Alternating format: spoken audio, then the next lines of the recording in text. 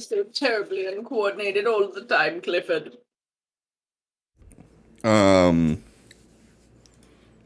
Because I need Because to get good. they had to balance out all the awesome somewhere. You right.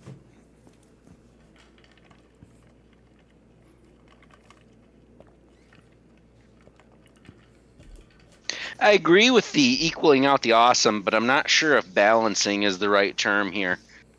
Yeah, maybe poor choice of words, huh?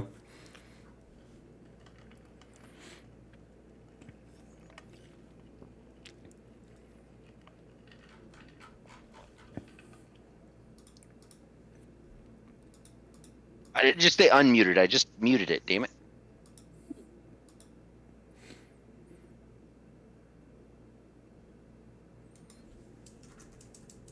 Ooh.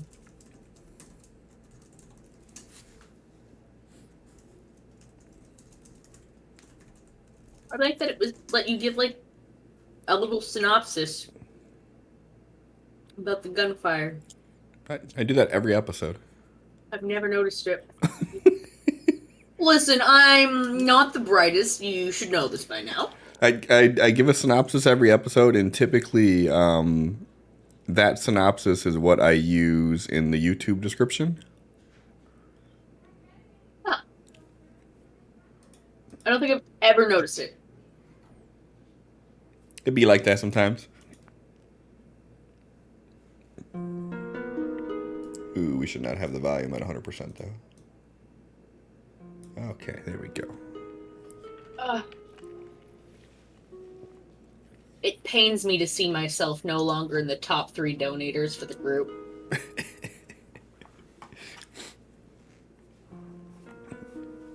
Just like, how dare you? I felt special being in the top 3. Oh well. I'm not special enough to spend more money.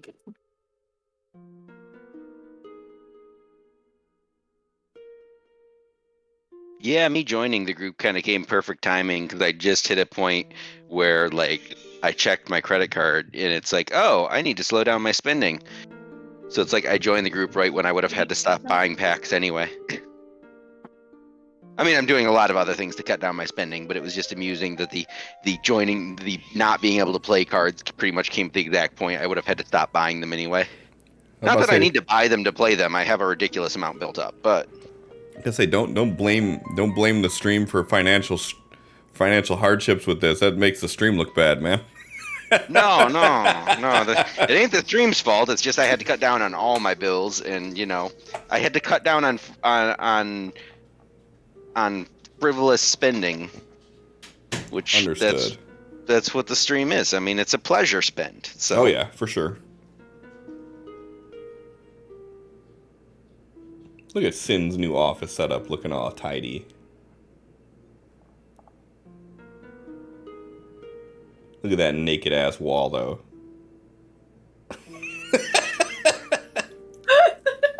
What? He has an ass wall? Yes, it's a naked ass on the wall. We're gonna have to remove that before stream starts. Oh, just one? I mean, I would assume a naked ass wall would be like multiple asses hanging out of a wall, like plaques. Just like a mosaic of butt cheeks of like you'd see like tile in a Thinking, kitchen. no, I was thinking like how you see like a deer head on a wall on a hunter's wall, like that, except ass cheeks on the placard. I feel like that's something you'd see at like a porn star's house. It's like, a fucking silicone mold of their self. Yeah, just trophy asses. No, it's a male porn star, and it's silicone molds of every female porn star he's ever starred with. Not He's gonna lie, that that's type kind of sweet. toxic. I like it. I have a new dream. New goal unlocked.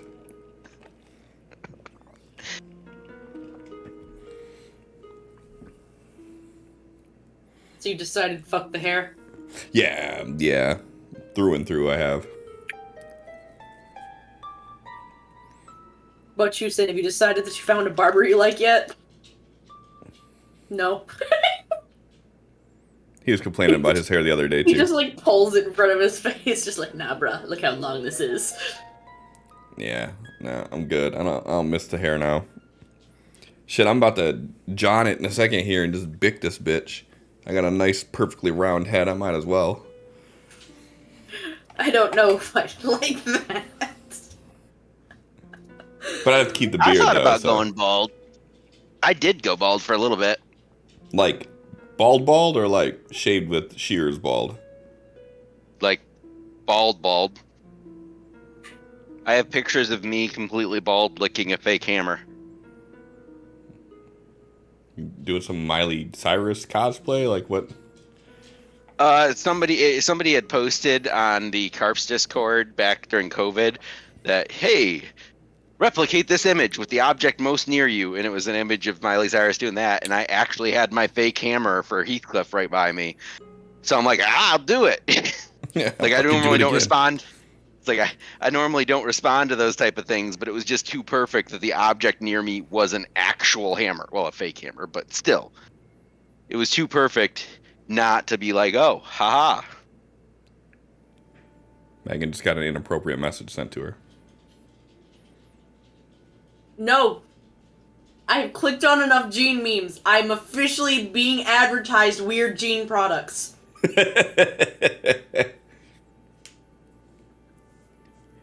You got that pocket juicy? Look at it.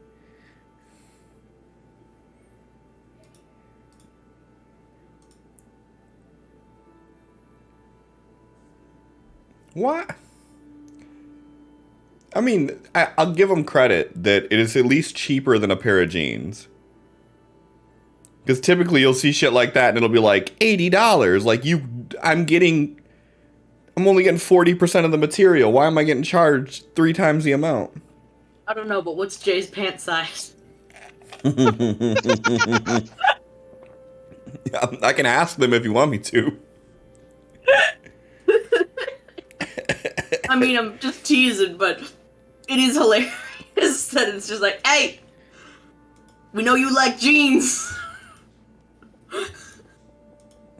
Well, if Jay's here, that would be perfect. Allie. Are we already on stream? Yeah, we've been on stream. Oh, Brett. Been on Yeah, stream since 45. Here I am just putzing about in my kitchen making noodles. No, you're good. I mean, the screen's not up. Yeah, Just but there's downtown. clanging and water noises and shit. Well, I don't know how good We my don't noise hear it. canceling is. Pretty good, because I haven't heard any of that. Either that or my ability to block things out is good. One of the two. Yeah. Well, I muted it when I was washing the dishes that I was going to use, which was the big noise, but I didn't mute it when I was like filling the pan, so I expected to hear water then. Jern. What are you doing to me? You're making stupid jokes. Don't listen to me. Hey, speaking of listening to you, let me make sure that there's actually audio here. Hey, there is. Look at that. I should get Definitely is, because Allie's grounds. already responded to things that have been said.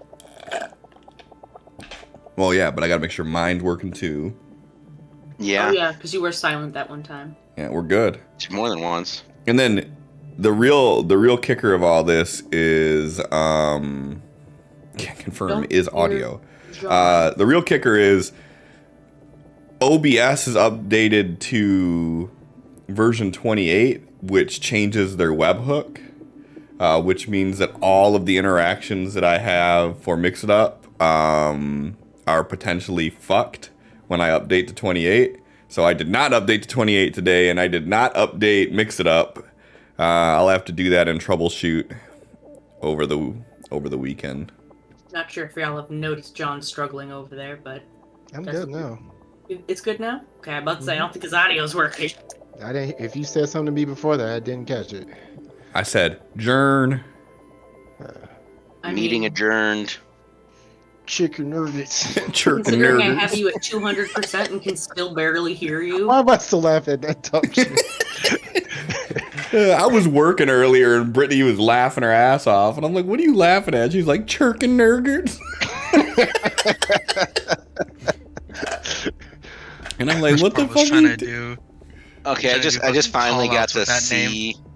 see what you sent.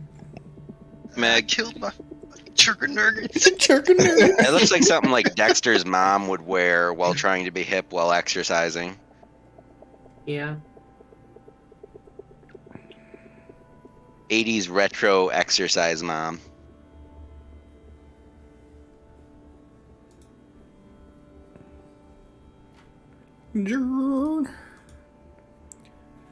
Oh, we're all here. We got 5 minutes to spare. What the fuck are we gonna do with all this extra time? I'm gonna finish cooking my dinner. Recap. Right? Not me. I did it last time. My brain is full silly putty. I got lectured at for 9 hours today, so. Rookie numbers. Around 9 months. Let's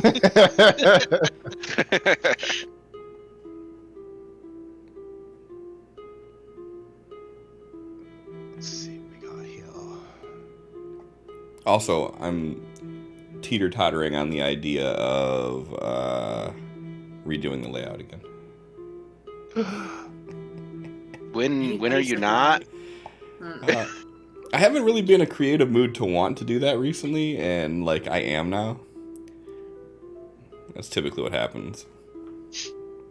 Once every like 5 episodes now, Cliff. Yeah, this is episode 6. Thank you very much. For your information. I've been very good. It didn't start with this campaign, did it? This layout was like the last campaign too. No. No, it wasn't. No? Are you sure? Yeah. I don't believe you. Disbelieving doesn't make it not the truth. It does in my world. I don't believe that. I operate. Right. What did Adam Savage say? I reject your reality and choose to replace it with my own. Alright, I'm looking at episode 53 from last season. It is the same exact layout that it is right now. But obviously with Okay, I'm sorry, you different probably had, characters. Two episodes probably with it. I mean, we ended on episode 58 and that was 53, so boom, you're already wrong. Episode 47. 47 was a different one. Uh-huh. Did I do it for 52 for the 1 year? I think you did. Sounds like something I'd do. And actually, so... Yeah, okay, so 52 is when it started. So fuck you guys, okay?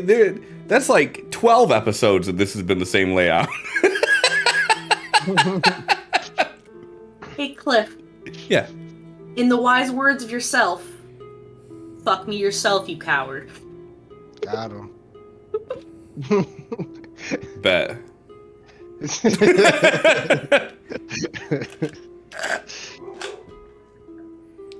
Like every episode, I get to share my anniversary subbing.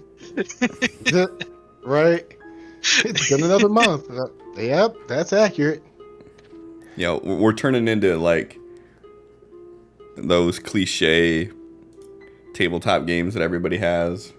The schedule never works out. Yeah, we gotta stop that shit. Sorry, the world has been on fire. Listen, I think Thursdays will be good. I sure fucking hope so. This is our last Wednesday, right? Yeah, I guess we could have did Thursday this week, but I couldn't have. oh, well. I think Heathcliff had a conflict Neither could I. too. Yeah, okay. So it worked out perfect this way. That's fine. Yeah. I mean, I could have with enough notice because my thing could have been moved to Wednesday pretty easily, but I would have needed like a week notice because I need to yell at people in production saying, hey, I need everything that needs to be print by Wednesday instead of Thursday. Drew, get me the friggin' research. Yeah, Drew. Nah, Drew's cool. He got tons of shit going on. Drew and the Dragon Con group a bunch of them came back testing positive. So Oh no. Oh, yeah, we're still waiting on some results here. I'm actually gonna take a test tomorrow. I blame Megan. For real. Yeah, I flew out that way and made sure I licked all of their hotel doorknob handles before they could get there. Fucking knew Damn it. it. Fucking knew it. She's Sorry. over here talking in our ears right now too. Right. Enjoy. Spreading it through Wi-Fi's. Computer viruses. Mm-hmm. all right. Where's some parm? All right, let's start this up. Episode 6, season 2 of Las Vegas. Yeah. So just know that I might gonna change the layout again. At least that sidebar, because like what I wanted to do with it like stopped working basically immediately. Because of how I have to get the information from Streamloots. So like I would basically have to manually reset it every episode.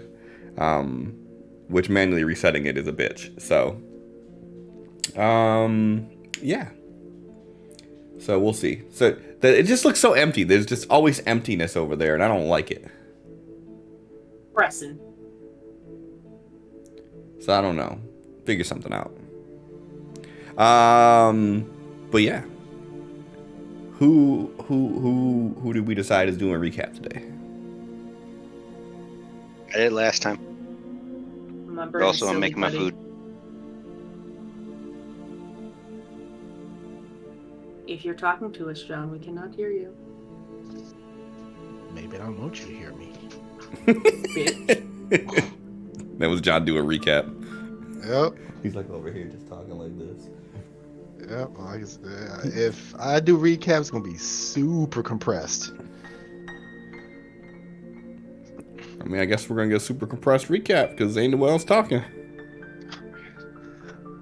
So Giant Sand Sentinel shows up, and we start fighting. I know there was these dimensional tears all over the place that kept moving around during the fight.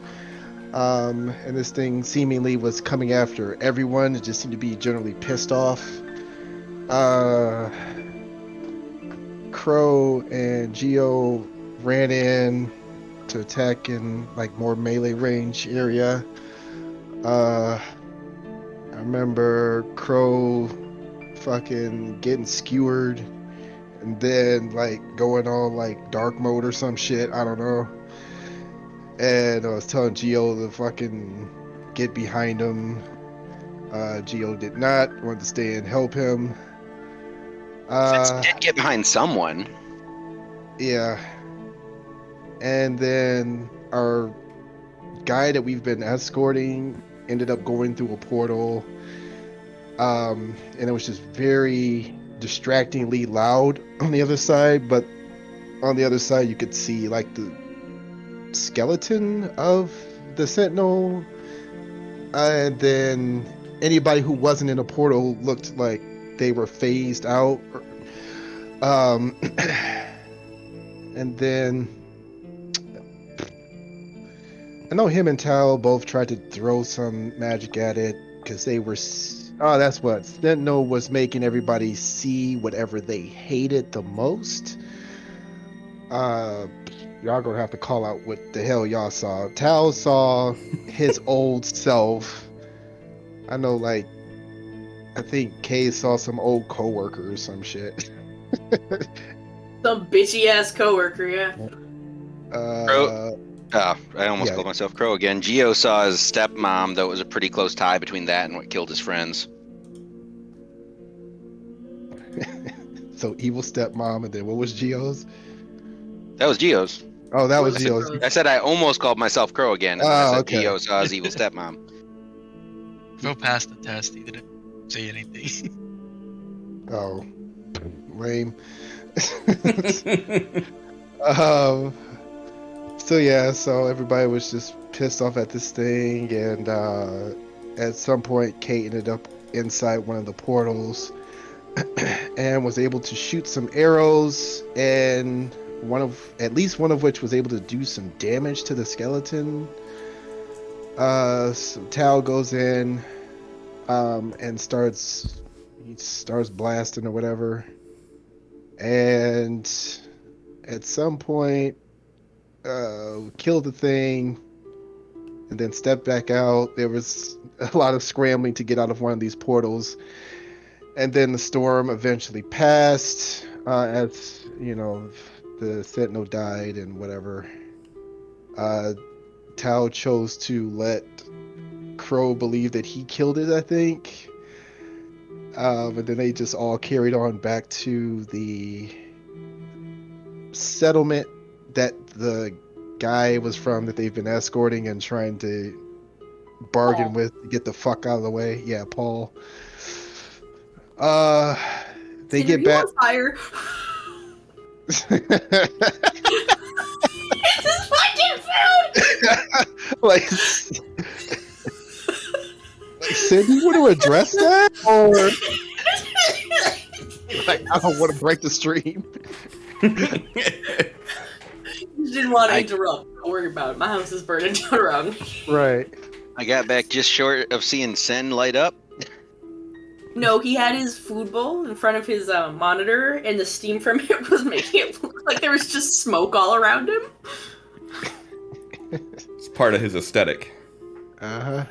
Duh. That makes Puts sense. he makes the steam appear, and then he hits the voice mod, and then he starts talking. So we got back, and JD's like, "Hey, one of my mercs ran off during the storm. Something happened to him. Can you go find him?" And we were basically like, "Nah." And Kay went and did her like negotiation stuff with Paul's people, who basically agreed. Yeah, going to find something there is better than trying to stay here and all that. And then we heard a gunshot off in the distance. And I think that's where we left off. It was multiple gunshots, but yes.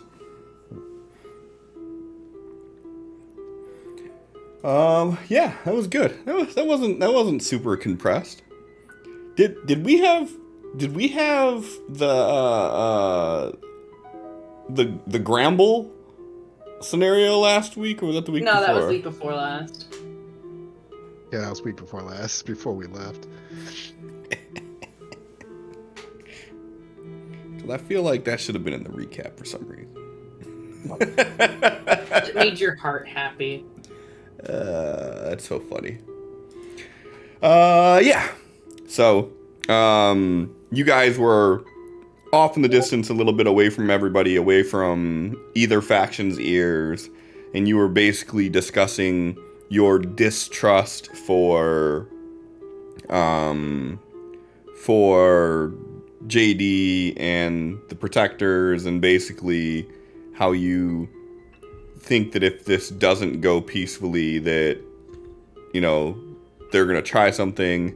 And I think you guys were weighing out the moral quandaries of like which side you would choose if the shit hit the fan. And around that time is when the gunshots went off in the distance, back towards the camp in the woods that JD and the remaining Protector were at. And that's where we're gonna pick it up tonight. So.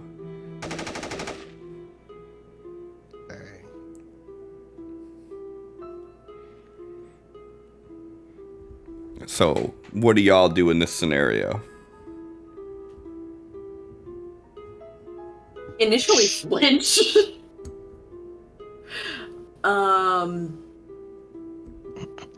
Then try to see if I could see where the gunshots are coming from, if possible.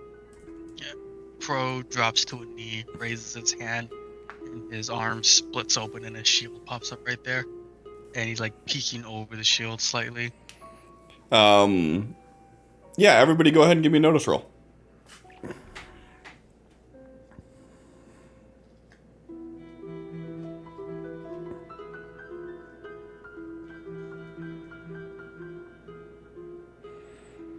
You guys all hear the sound of it coming off from the distance.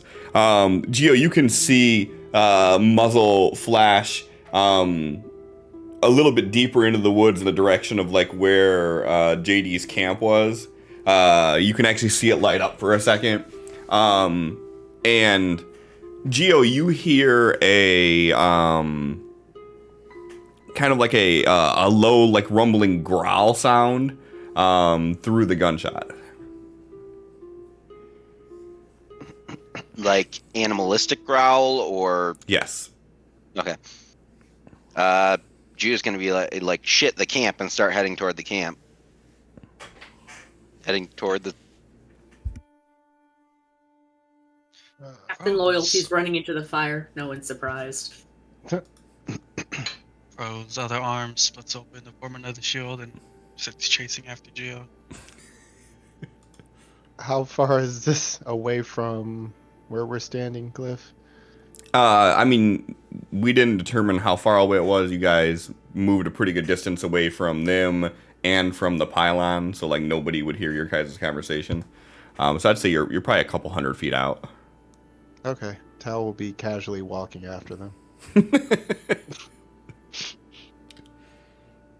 Yeah. Kay's reaction after Geo said the camp is once Geo and Crow started looking like they were heading there, she just kind of looks at Tal, looks back in the direction, just kind of sighs, and she does like a half jog over there, like, why? Why? Why is more things happening? So as you guys start moving closer to that, Crow, are you trying to like get in front of Geo, or are you just keeping pace? What are you doing? Keeping pace. Okay.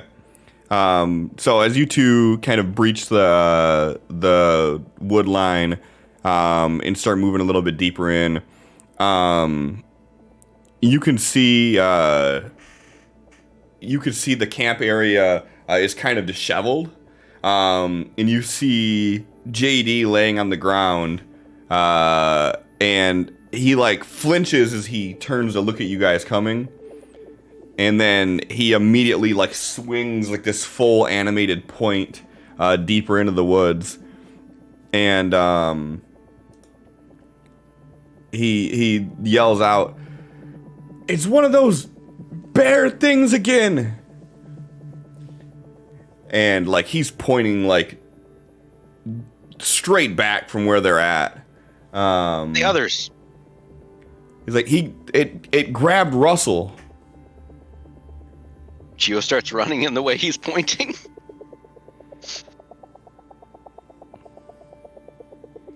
Like not full on full tilt running, but like a very quick jog. The whole doesn't want to exhaust himself before he catches up, but heading to save Russell.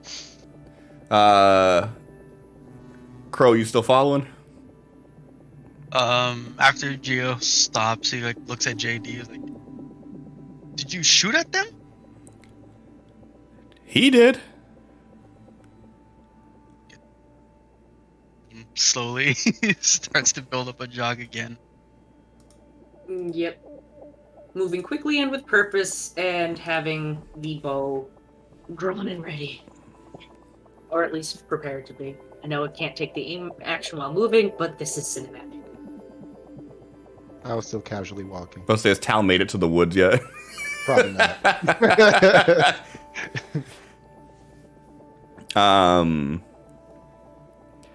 Okay, yeah, so you guys take off running. Geo, you'd be the first one that would be in that area. And as you start running through, you can kind of hear like a sound of a struggle. You can hear commotion. And you hear someone yell, and then it just goes quiet.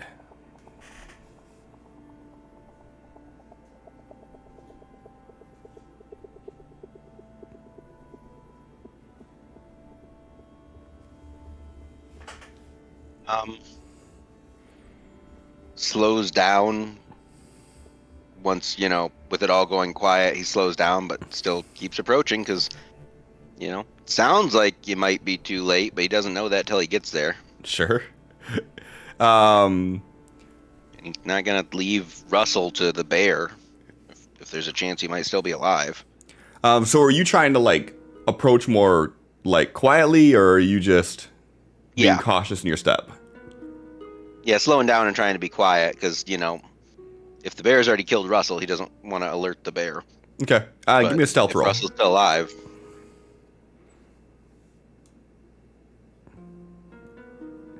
Oh, I don't have any stealth? I mean, I've got the free D4.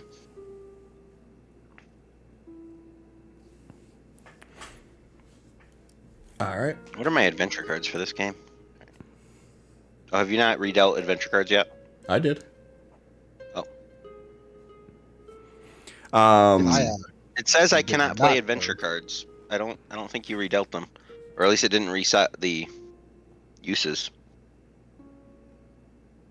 I mean, my thing says I did. Yeah, did it Try for me again. too. Gave us bennies. I did both. I did it again. Wow. Yeah, I'm about to say I have like way more cards than I should, so I don't think it did. I need to. Why do you want? I didn't mean to play that. I meant to. Oh, yeah, too late. I can't play that again. I need a new card though. All right, thank you. All right. So, Crow, you see Geo start to, like, slow his pace down and walk a little bit more cautiously. Are you joining suit, or are you just kind of running in there? At this point, Pro would probably pass up Geo. Okay. So, Crow, as you move a little bit further in, you come to a small opening where the trees are broke apart a little bit, and there's a bit of a field, and you can see some of the plants matted down and broken, like there was a struggle that went that pursued in this area, ensued rather, and just 10 or so feet beyond this tree that you're standing next to, you see Russell lying on the ground, and you see the bear lying on the ground next to him. Pro's just gonna walk up to him. As you approach, you notice the bear appears to be dead, and Russell is laying there, breathing very sporadically. I'm seeing this as well, right? Mm-hmm. All right, I'm heading. If I can see his chest moving, I'm heading up to check in on him.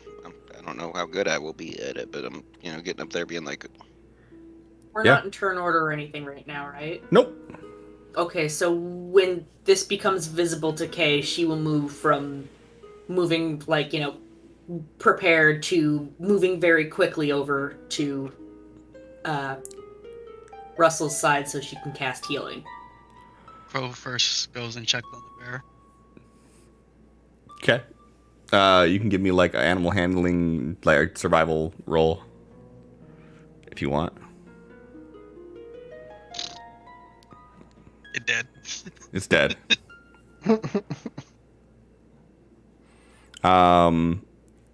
Geo, as you approach and you hear Kay coming up behind you, he's laying there kind of breathing sporadically and his eyes are closed. And his eyes snap open and he looks at you and he's like, ah! And he, like, pushes himself back, and then he kind of, like, realizes what's going on, and he's just sitting there, like, trying to push himself away from you. hold up, man! Don't move! Don't move! You don't want to aggravate your injuries. Wait till we got like, Kay. As she's, like, coming skidding in, and she's like, don't worry, I got you. And it kind of looks like she just, like, grabs a fistful of dirt in her hands and she, like, rubs them together and slaps her hand on it, and it, like, kind of makes a rock Band-Aid-esque thing. Pocket sand. Just that rub some dirt in quickly it. just, like, crumbles away after the cast is over. Yeah, so you could see as you're running up the like his vest that he was wearing, the bulletproof vest, is completely torn. And you can see that like the tear marks, they kind of jut inwards to a point. And you can see blood on the other side of it, as this guy's entire chest was just clawed to hell. And you run up and throw dirt in it. Literally, Kay's cast of healing is put some dirt in it! And then it hardens into a rock which shatters, and then underneath is healed, which is weird. Yeah, I like it. So you do that, and he's still kind of backing away as you're doing this, like almost to the point of like not wanting you to. But he stops to catch his breath and digs his elbows into the dirt. He winces a bit as you put the pressure on it. And then he's laying there and he's like, "Is JD okay?" Yeah, JD's fine. We need to be vigilant. There could be more of these. We'll just have to keep close to Crow then. Where's your partner? Where's That the idiot ran off when the storm hit, and I haven't seen him since. what? Wait, what time of day is it again? It's night. Oh. That's not very. What? Okay, we gotta find him then. It's not safe out here. Oh, I'm not gonna leave JD. Yeah, I think you should probably be staying at camp anyway. That he's looking at the missing body armor and recently scratched chest. Yeah, Crow starts taking off his armor and just tosses it to him. He's like, "You're gonna need this, aren't you?" This is nothing against the wildlife.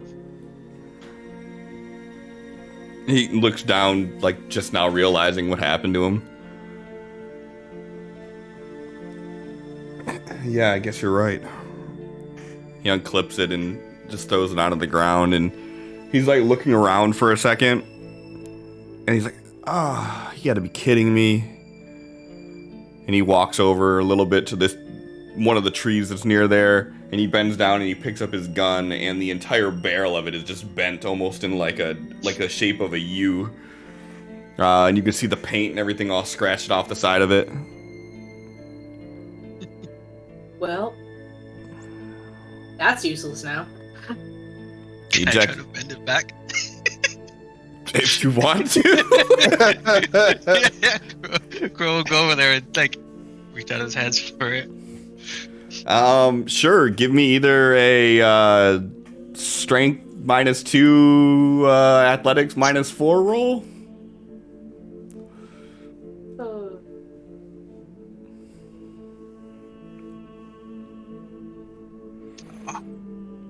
You start to bend it a little bit, and you can see like where the barrel is attached to the actual body of the gun, that there's like a dent where it was first hit, and you're like, as you're bending it, you're seeing that it's only making it worse on the far end of it.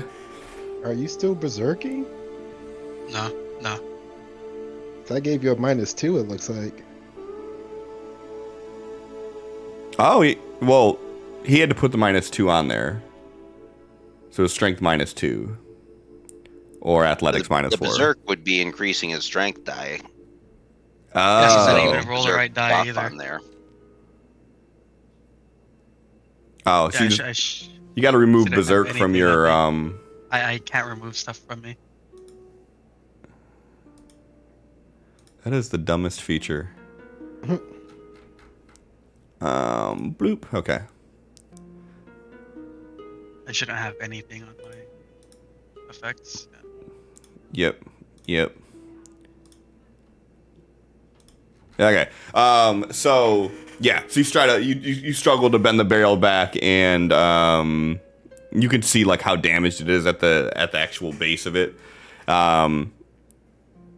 So he just reaches over and he ejects the mag out of it and he puts it in his pocket. And he's like, yeah, I guess that's not going to do shit against the wildlife either. And he kind of like huffs and he like just starts walking back towards JD. Hey, just moves drops to keep it. pace with him and is like, I don't think you should probably walk off alone right now. You're unarmed. So is JD.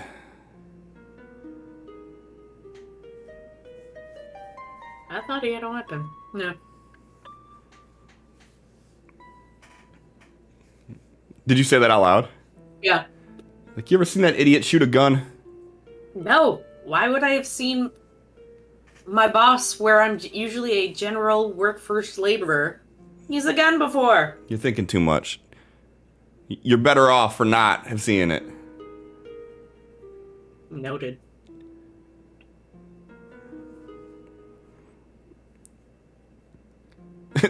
He passes Tal coming this way.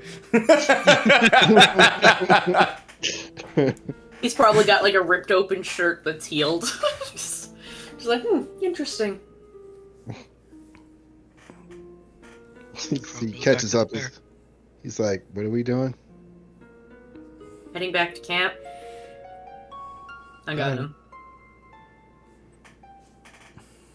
Wait, Russell. Yeah. How'd you kill the bear? I don't know. Okay, so you didn't kill the bear, so something killed the bear, and we should be moving faster and more vigilantly then.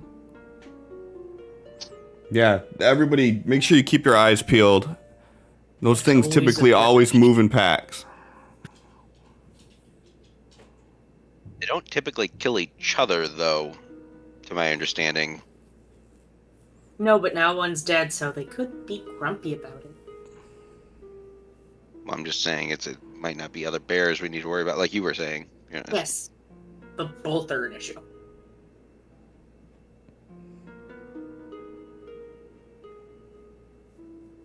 What was Crow saying before? Oh, Crow's like moving back to the bear. Okay. What are you trying to do? Like seeing how much meat you can get off of it. Give me a survival roll. We having bear steak tonight. Geo starts to fall back and kind of look undeterminedly at Crow going back to the bear and the group walking back to JD. He's like, okay, and he follows the group, but he drops back for a second and kind of does the not really sure if he wants to let Crow go off on his own, but also Crow can turn into monster dog thing. So I mean, this is a pretty large bear. It's an adult. So like as it's standing on all fours, it's like almost 7 feet tall. So there's like this colossal mound of bear just laying there. A lot of meat you could get off of it, a lot of fur. But through your investigation, you can't figure out how it died.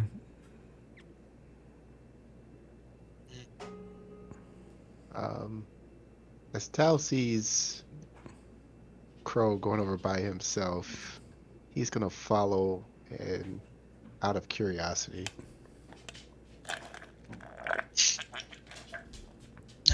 Crow like turns a single finger into like a jagged bone point and starts like poking at the bear, piercing it, seeing if it twitches or reacts or anything.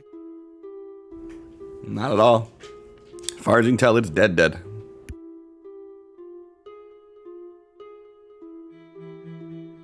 As he walks over, he's like, "Did you tag this one?" No, I wouldn't have disturbed the ecosystem. But I can't tell where or how it died. Is that a concern of yours? There might be a bigger predator out and about, or someone did this with their essence. Just want us not leaving a physical wound. Well, let's check it out. So yeah, Todd wants to inspect this bear for wounds and also signs of any sort of essence related damage. Sure. Give me a healing roll. Oh, that's terrible. Let's try it again. A little better. So, as you're inspecting it, you could see, like, on its front shoulder, some bullet wounds, but they look like they're, like, superficial. It doesn't even look like the bullets penetrated the hide. You can see where there's, like, hunks of, like, fur that's been, like, calcified and scarred. Like, this thing has actually seen some shit through its life. But you don't see any fatal wounds on it.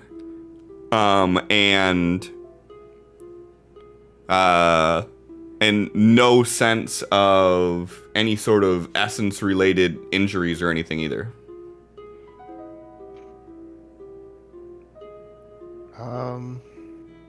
After inspecting a little bit, he's like,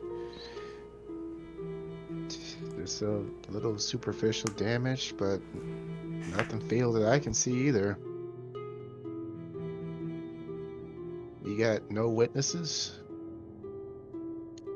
Besides the one that was down. But when Kay asked him about it, he said he didn't know how he killed it. He doesn't know?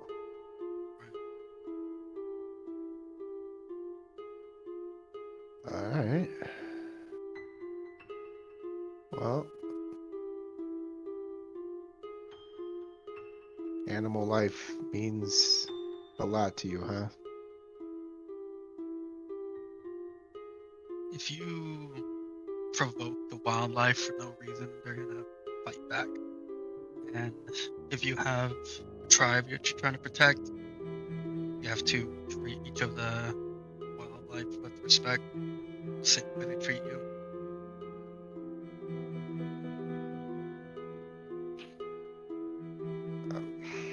I can try to bring it back for you.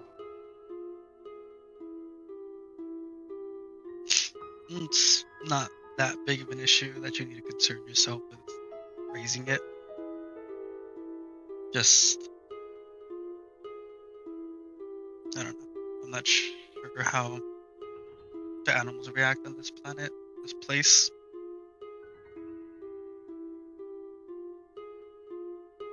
And Pro like lifts one of the arms. Do you want to meet?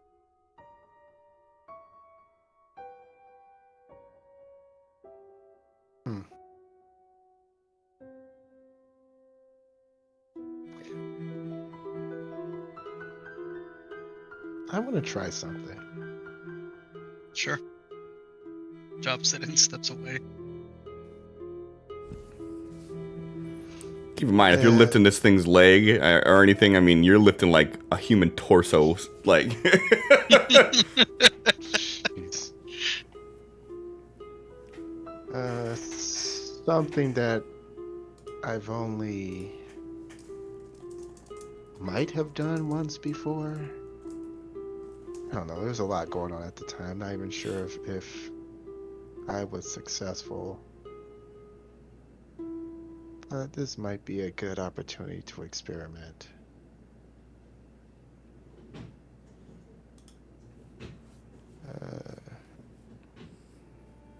And he starts, he sits in front of the bear and he like, kind of like puts his hands on its head. And then the cracks in his skin start to glow purple. And that kind of darkness that Crow would have experienced when the teleportation happened. It starts happening again around him, but it's not as instant like as before with the teleport. It was like there and then it was gone. Here it's lingering. And you just seeing like Tal's like has his eyes closed and then his eyes open and they're just bright purple as the bear starts to glow purple as well. And let's see if it works.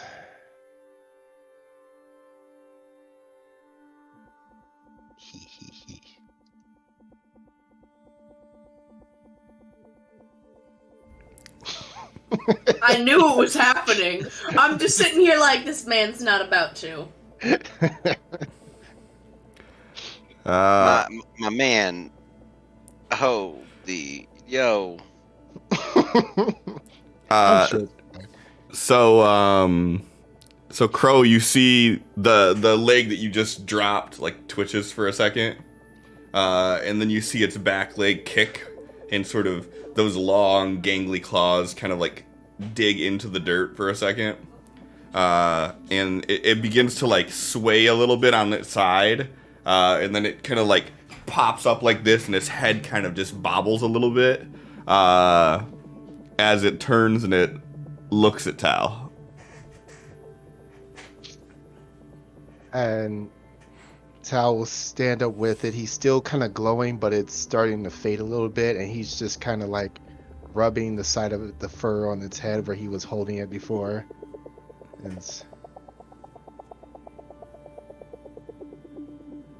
Can you understand me? It's like, are you standing now, or are you still sitting in front of it? He's standing now. If you stand, it sort of stands with you, and as it does, its head is just sort of like kind of wobbling about. And as you say, "Can you understand me?" it grunts.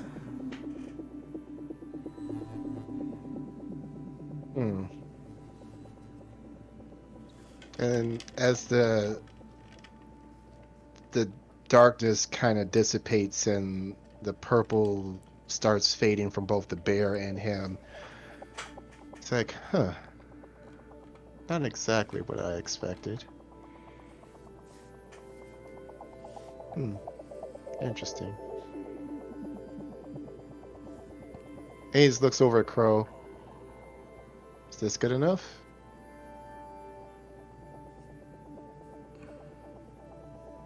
What exactly did you do? I'm not entirely sure. Usually I study these things before I attempt them, but the last time I did it was on pure instinct. I think maybe he's like, as he's like kind of looking at the wobbling heads, like, I think maybe it still needs some work.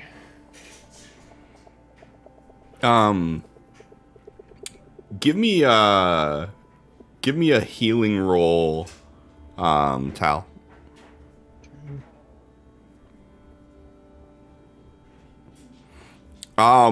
Based on the way that its head is moving like that, you'd think it's got a broken neck.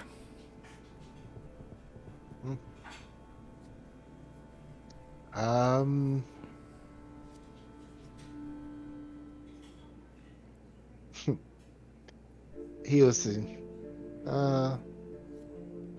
lay down, my friend. It lays down. He will tip to kind of like straighten out its head. And if it's too heavy, then he's gonna look over at Crow like, "Want to give me a hand here?" Yeah. Give me an athletics roll -2. If you're looking for help for Crow, Crow can give an athletics roll to support. Okay. Or trying to walk, Tal to be like, I'm back.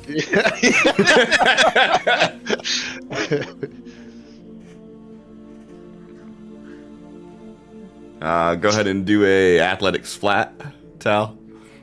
Hey. It's probably still not gonna work. Oh, hey. Yeah, the two of you together, you can manage to like lift the head and move it about. And in doing so, I mean, you can definitely tell that like the spine has been like severed from this thing. Its head is, besides ligament and muscle, like not connected skeletally to the body.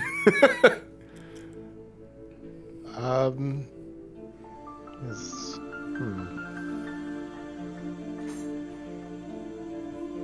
See if we can do something about that for you.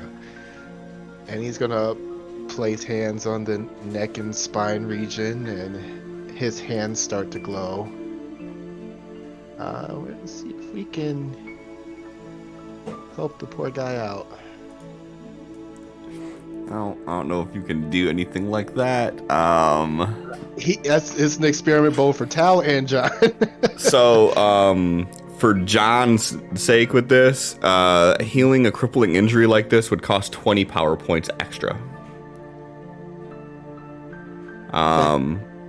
So actually, you know what? If this is your, if this is what you're trying to do with it, and you're focusing on that, how many power points do you have left right now? After 12 before the heal. So 10 now.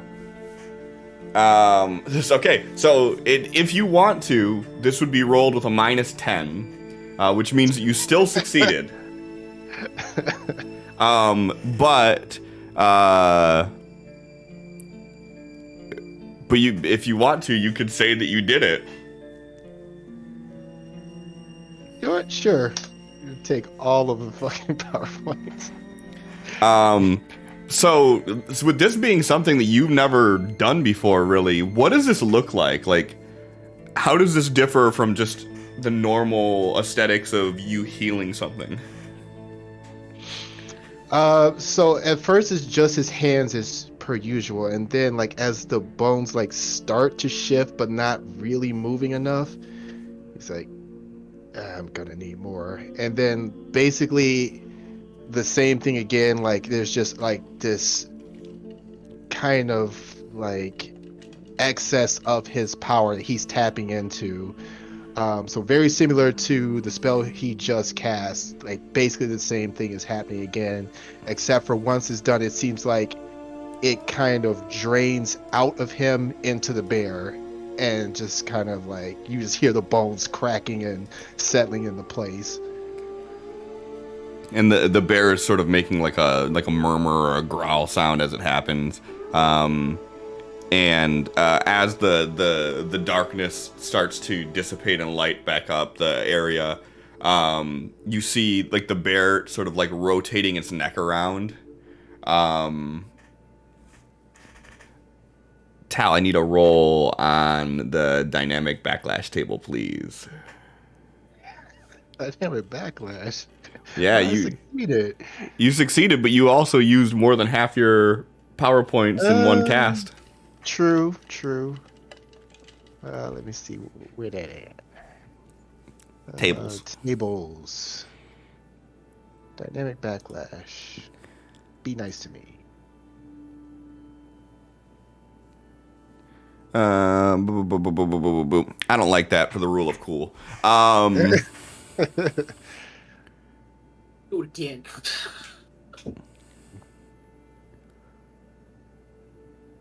I was actually going to ask if the 10 points he shorted counted toward backlash points, but it looks like I got my answer before I even had the chance to. Yeah.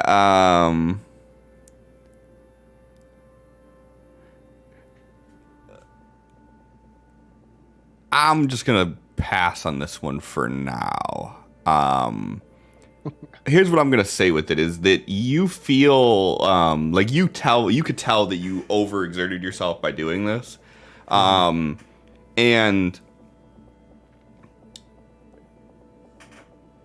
you, maybe it's just psychosomatic or whatever it is, but for some reason you feel like your neck's a little stiff right now.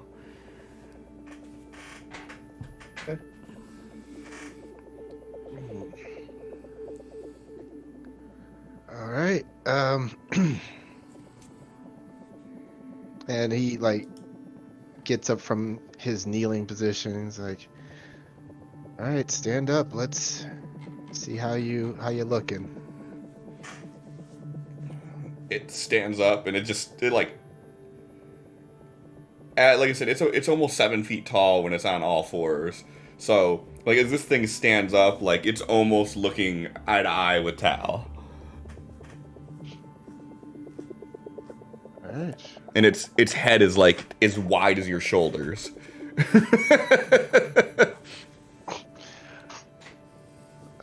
He looks over at Crow. Is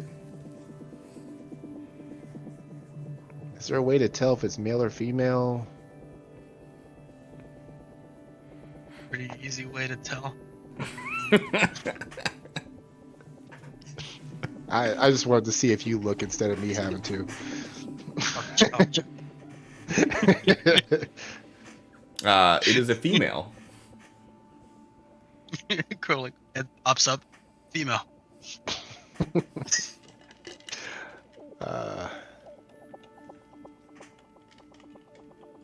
Okay, let's see. And looking at this, did you have any cubs? So with you casting this zombie at a raise, you get to increase one of its die one roll. Mm-hmm. Which trait die do you want it to increase? Which trait?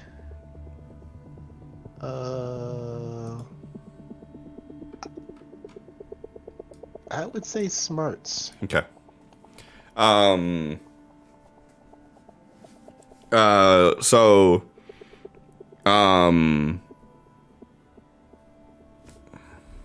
give me a D6 roll.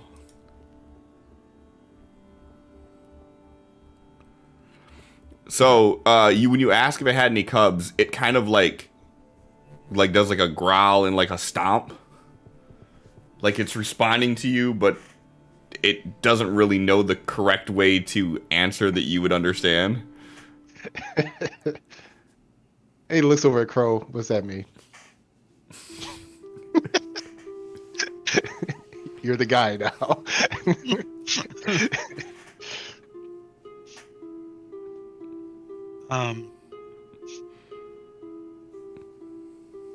Sense any aggression from it, or if it's just like trying to get a response out.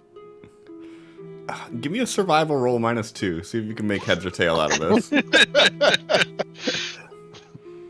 Also, while this is going on, how long is Kay gonna go walking back to camp before she realizes that Crow and Tal aren't there? He doesn't give a shit. Okay. She notices they're back there, and at this point, she just wants to get back to the camp because she did spend like all of her power points previously, and then she got a little bit of energy back, and then she immediately used it. So this bitch is just tired. Okay. Just making sure.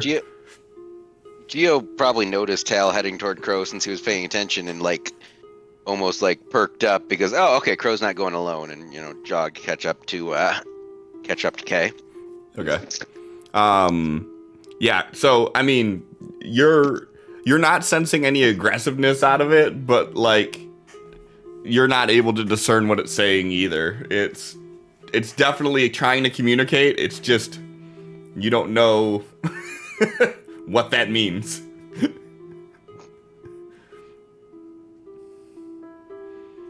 Or like leaning in on it, like one hand on its shoulder, like real close to it, like nodding. I don't know. Like,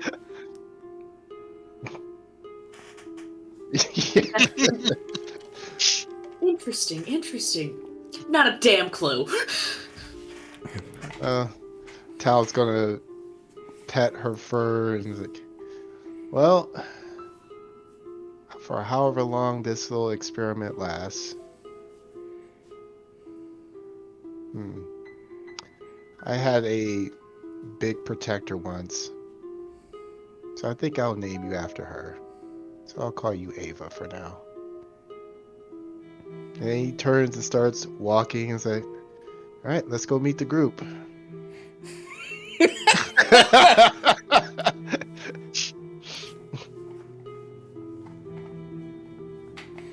So what's Crow do in this scenario here? He like looks around the area, seeing. Can I like tell in the direction of where it came from?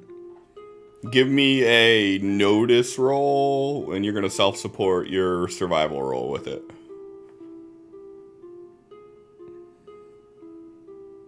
All right, go ahead and roll survival +2.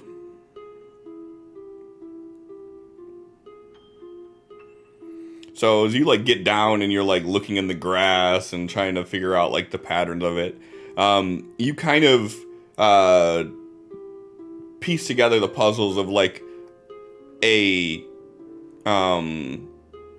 bear run area. Like you could see an area where there's like a large matting of plants into a certain area, and you get the sense that like this area is very well traveled by something large, which you would assume would be these bears, but you don't know for sure, obviously. But you could see the path juts off a little bit to like the northwest of where you're currently standing. And looking at these paths, like this big trail, can I notice if there's like smaller tracks, like cub tracks too? None that you see. Okay, he's lingering back for like 2 or 3 minutes, just looking at this down on the ground, studying it real close. Then after that, he jogs and catches up to town.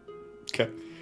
All right. So, Kay and Geo, you guys make it back to the camp, and JD's there, and he's like picking up some of the things that were like knocked over, and he's like, Russell, how did you make it? I was sure that you guys should have seen it. It carried him out in its jaws. Yeah, his chest was ripped pretty wide open. And he like stops and looks at it for a second, and then he's like, "Are you okay? Are you guys all okay?" The bear was dead when we got there. I'm just glad that you guys made it out. I'm just nervous about what killed the bear. It's making me a bit uneasy too.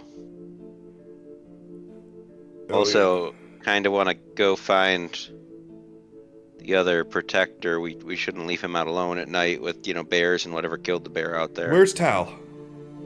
Cal. He's with Crow.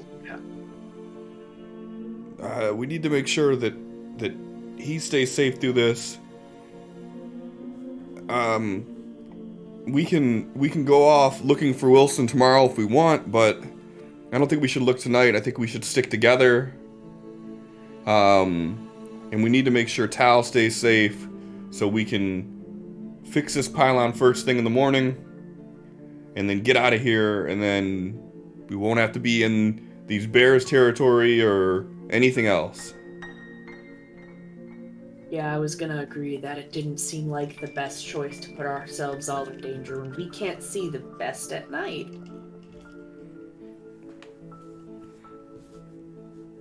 Hey, Cliff, your cat's so fucking cute.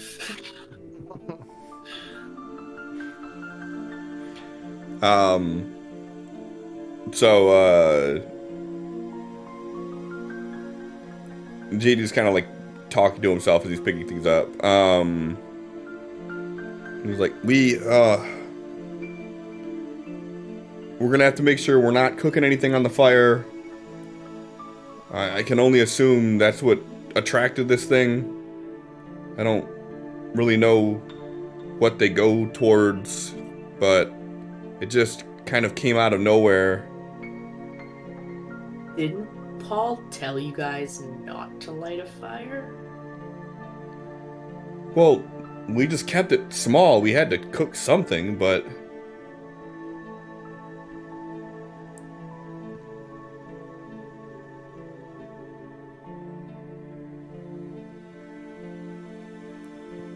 And he kind of looks defeated. And he's like, yeah, you're right. Right,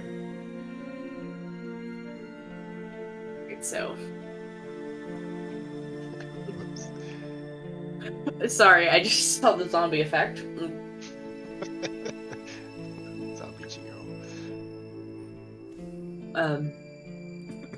No. We'll just have to keep it low-key. Probably take turns staying up and keeping watch. Yeah, that's a good idea.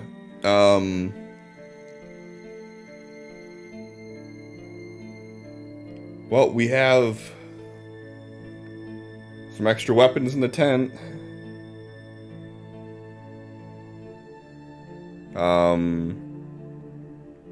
We could set up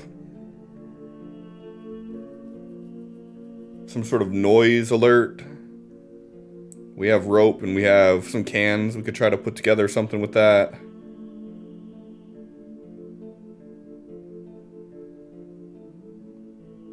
Be a good idea. He goes into his tent as he's still talking and he starts ruffling through the bags.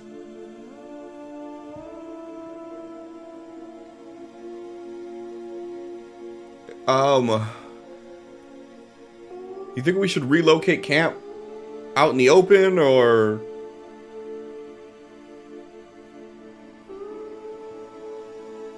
I mean, we could. Seemed like Paul wanted to try to leave tonight. I was trying to convince him to leave in the morning. We could see. I feel like a bear attack's a good way to convince him that we should wait for the morning.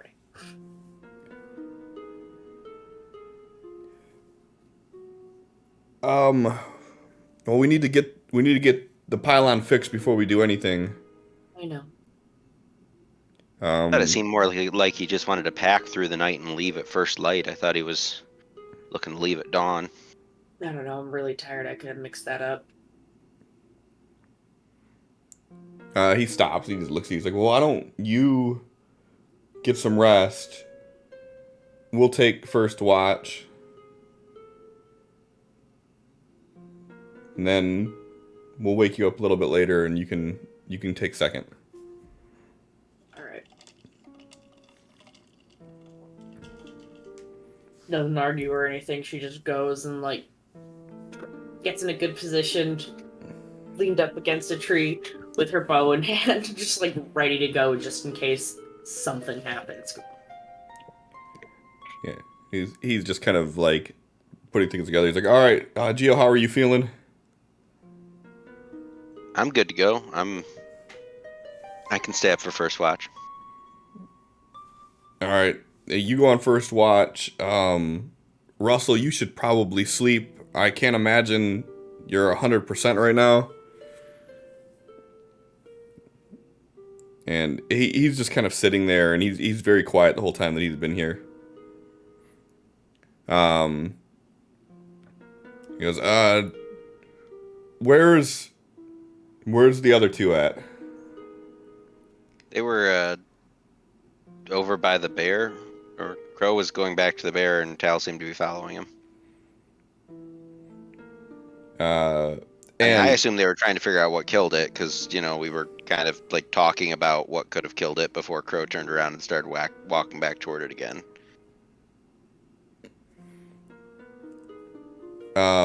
Which, I mean, that would be a good thing to know. I mean, I want to do, if something can, like, kill one of these bears, it's be good to know what we're dealing with. I agree. Hopefully when they get back and then, like, he turns and he, like, looks in the direction that you're, like, inferring that they went to. And he's like, ah!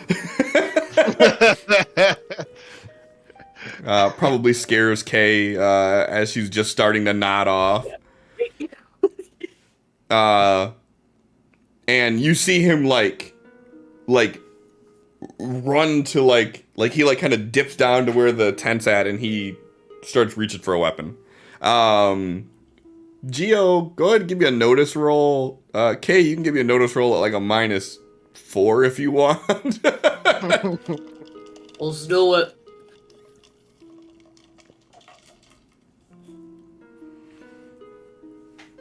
You know, my exact thought when Megan said, you know, my bow in case something happens, my exact thought was, oh, you mean like JD screaming like a girl when he sees a zombie bear? Yep. Let's see. Like, yep, that's it. This is the second time I'm rolling up on a notice tonight. Yeah, so you see from like the brush line off in the distance, the bear start to like walk out, and then you see Tal walking right next to him, and you notice that the bear's eyes kind of have like a purple shimmer to it, and almost like the tips of its hair has sort of like this purple haze to it.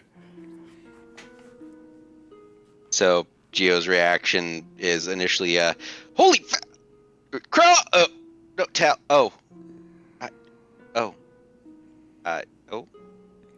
And you see JD is reaching for a weapon. Crow's gonna. Sorry, not Crow. I don't know why I call myself Crow so often.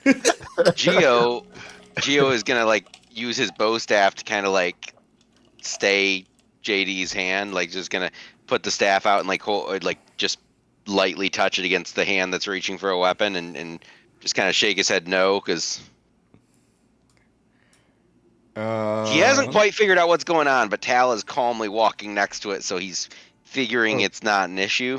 Tal's walking in front of it because it was instructed to follow. Oh. You just notice it first because it's a little bit larger than Tal is. A little bit bigger. Yeah. Yeah, so you put your bow staff out and kind of like block his hand for a second, and he looks at you, and then he like slowly looks over the tent. When he looks. He's like,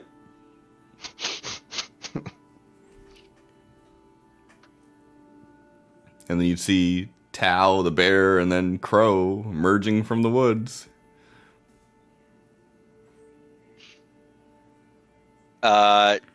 Geo's gonna swallow heavily as he takes a few steps forward.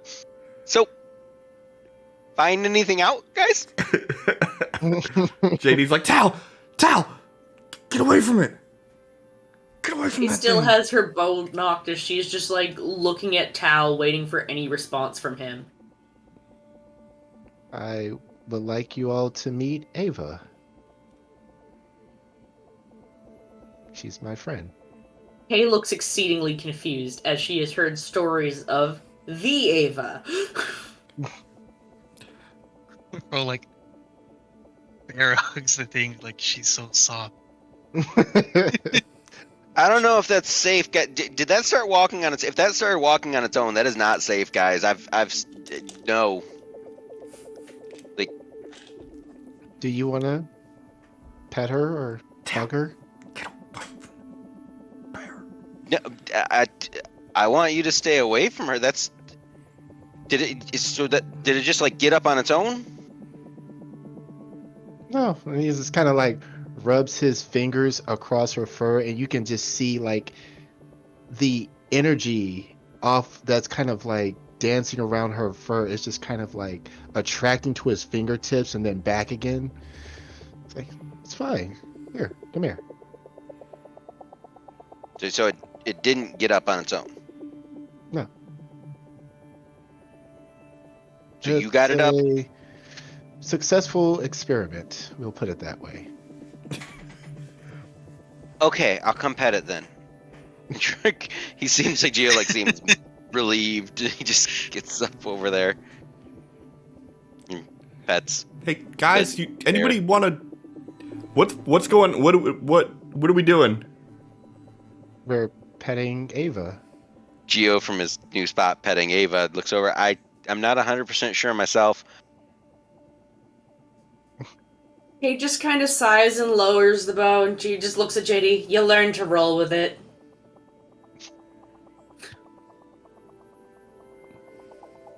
I mean, you did bring Tal because he fixes things, right? I mean, he just fixed the bear. That's all.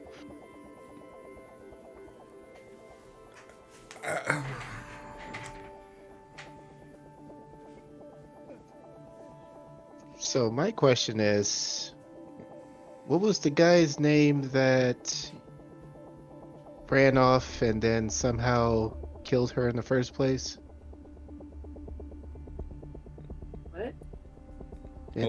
Russell's the one that Russell didn't run off. He got carried off in the thing's mouth, from what I understand. Ah, Yeah, where is? Russell's the one I just healed. Wilson's the one that. Yeah, Wilson Took ran off. Wilson ran off in the Essence Storm. Ah, From what JD says. so Russell got carried off by the bear, and Russell's the one we saved. He's over there. And So Russell's just Russell- sitting there, and he's just like, you could see him clenching his jaw as he's looking at this thing. It's the bits of himself in its teeth. So, Russell, do you have essence abilities?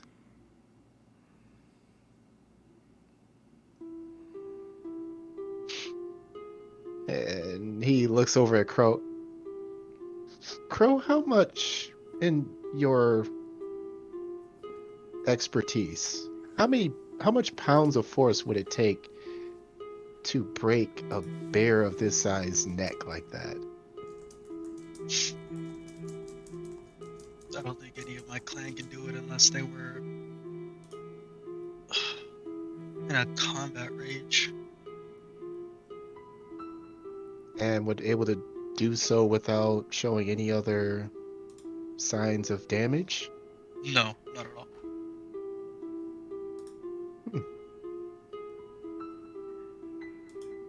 Perhaps something awakened in you, Mr. Russell. He's just sitting there clenching his jaw, just looking at you and looking at it. It's okay now. Would you like to come pet her?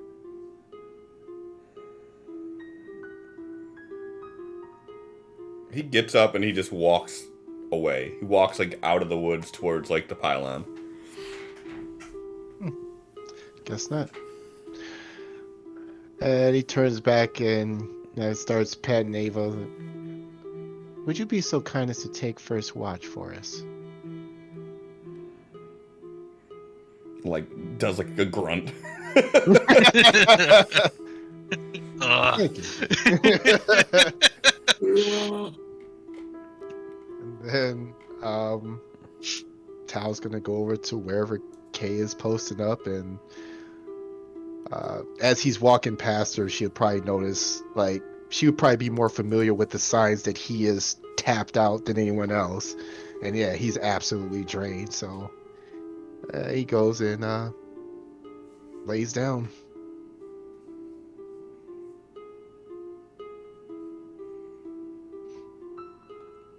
He just silently lays down beside him and just sighs and goes, "Me too." So, The bear walks over, like follows Tal, and then it like sits down, and then it like pushes itself up. So it's like sitting almost like a fat baby. Question: What's the weather like right now? I mean, it's probably in the low 70s. It's clear at the moment. I'm just wondering, for purpose of future smells that we're gonna smell here. What, like rotting bear? Yeah, I was just, out of game wondering how long it was gonna be before that bear starts to smell like the rotting corpse that it is. All right. Yeah, Well, so yeah, it sits down Gio's and gonna grumble about wanting his tent as he finds a tree to lean against himself. yeah, and as this bear is sitting down, it's like it's easily 6 feet tall, sitting. So it's like a adult man standing next to Tal. This thing is just sitting there, and you just see it just going.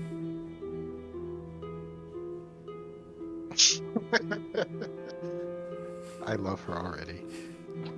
Every now and again, you hear. How long does this zombie spell last? It'll be fine. 2 hours. Okay. Well, it's 2 hours, and then you can maintain it. Mm-hmm. You can also cast it to be permanent. That's the intention. But when you cast it to be permanent, you never get the power points back until it dies. Yeah, it is. Those points are spent. So my cap right now, because it was with a raise, is going to be 28. Did you spend enough for its size? It didn't say anything about size. Yeah, zombie Okay, costs I'll more look. points for larger things. It Uh, costs 3 points, and then it says see sidebar for large creatures. Anything above size 0 is 3 plus the size of the creature. Where does it say that? I think On page 171. Oh, so you're actually in the book. So another one of Yeah. those Oh. lovely things that Fantasy Oh. Grounds doesn't have in there. Oh yeah, I never look at Fantasy Grounds for any of the information, so sorry.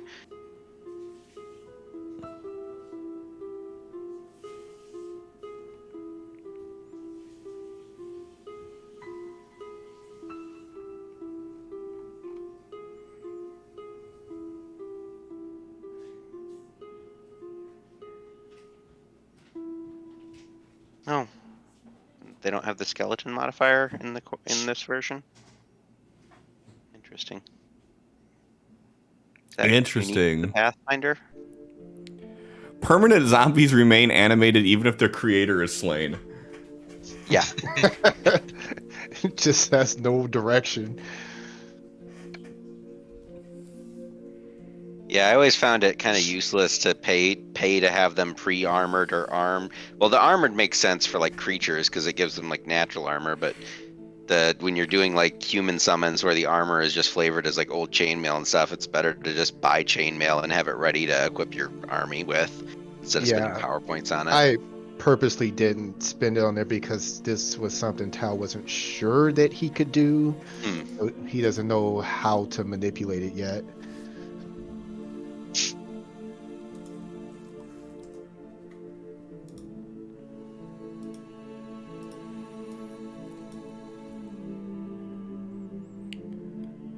All right. So yeah, it sits down and it's keeping an eye out.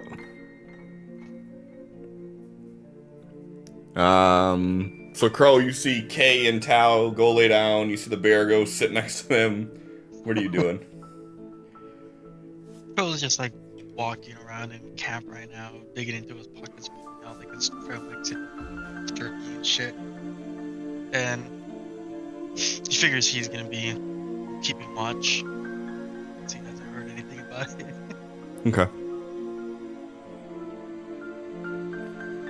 JD walks over to you while you're doing it. Is this really a good idea?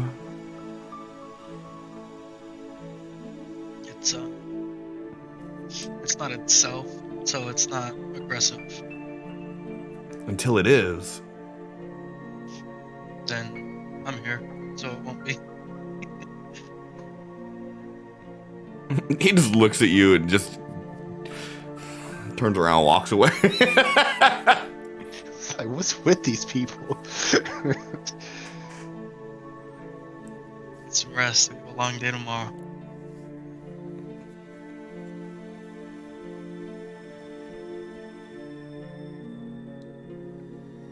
He goes and sits down in the tent and he like puts his back on like a large rucksack and he's just like looking at the bear.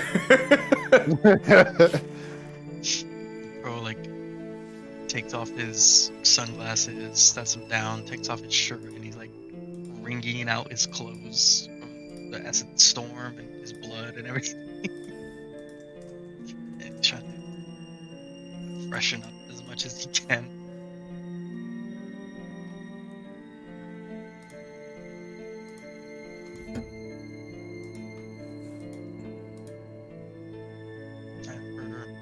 most of the night until someone gets up. He's gonna be like half keeping an eye out and half working out. And what's Geo doing? I mean, am I muted right now? No. Okay. Just keeping watch, I suppose. He agreed to do first watch, so he's leaning back against a tree. His bow staff leaning against his shoulder, kind of lightly in his hand, just looking around. Every time Crow looks in your direction, you see the moon reflecting off his eyes, and it's just bright red, staring into your direction. The first time he sees that, he like just locks eyes with you and doesn't look away for a while. It's very. I'm sorry, I'm just laughing. He plotting something.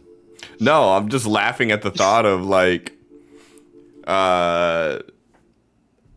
Geo just being there minding his own business and like turning and seeing these reflective animal eyes looking back at him like This is fine.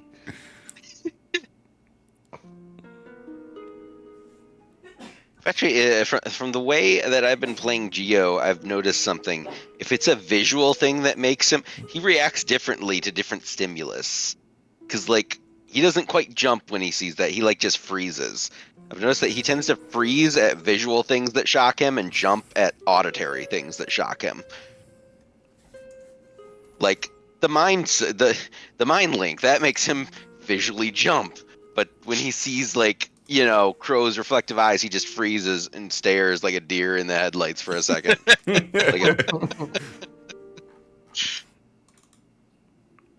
Slight nod and goes back to watching camp. But like, you know, the whole time he's turning his head away, his eyes are staying on Crow until he finally gets to the point where he can't.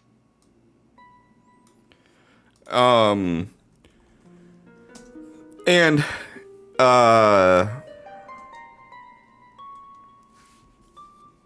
John, how is Tal planning on managing this with like the permanent casting of it and whatnot? Like, is this something that he did already? Like, he didn't realize that he did it, but he kind of just like embedded himself in it? That's the only part that I figure would work naturally because it doesn't cost any extra points. The intention was to bring it back from the dead.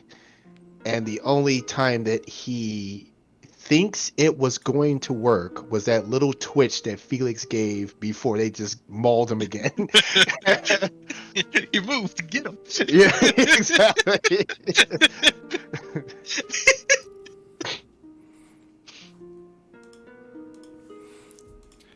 All right. So yeah. So after a few hours, JD, who's been just in his little tent, just kind of staring at this bear the whole time, he kind of like pokes his head out and he's like, Crow, Geo, I think I'm gonna try to get some sleep here. If you want to wake the others and trade out, I think now would be a good time too.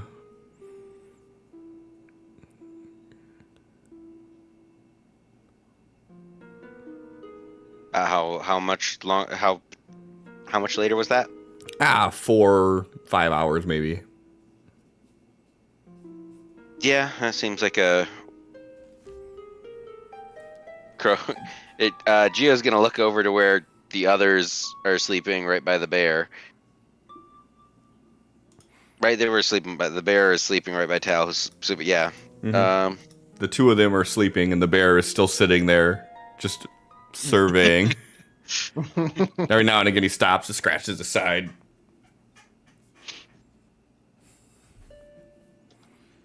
Yeah. That's an excellent idea. I mean, your tent's closer, though. You want to wake him real quick?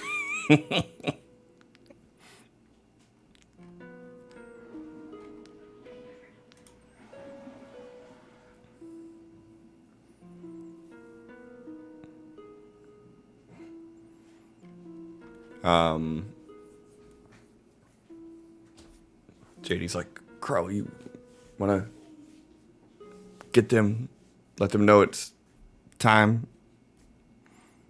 Sure. Careful, Crow. I Pops mean, up. Tal said to guard. I don't know if he told it to guard all of us or just those two. I mean,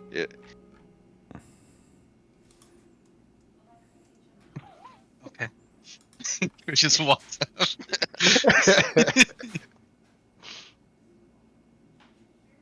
Then goes in between like Tal and Kay and just puts a hand on both of their shoulders. Yep. It's been a few hours.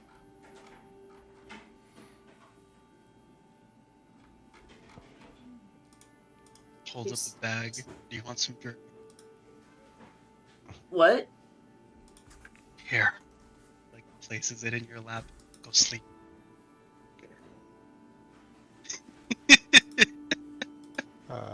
How many hours has it been, Cliff?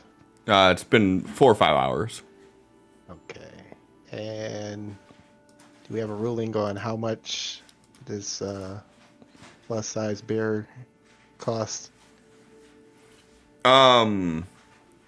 So its scale modifier is a +3. Okay. Gale, you mean size? Well, both, yeah. Size and scale are very different, I think. Scale +3 would be scary, I think. If it's size +3, that's not too bad.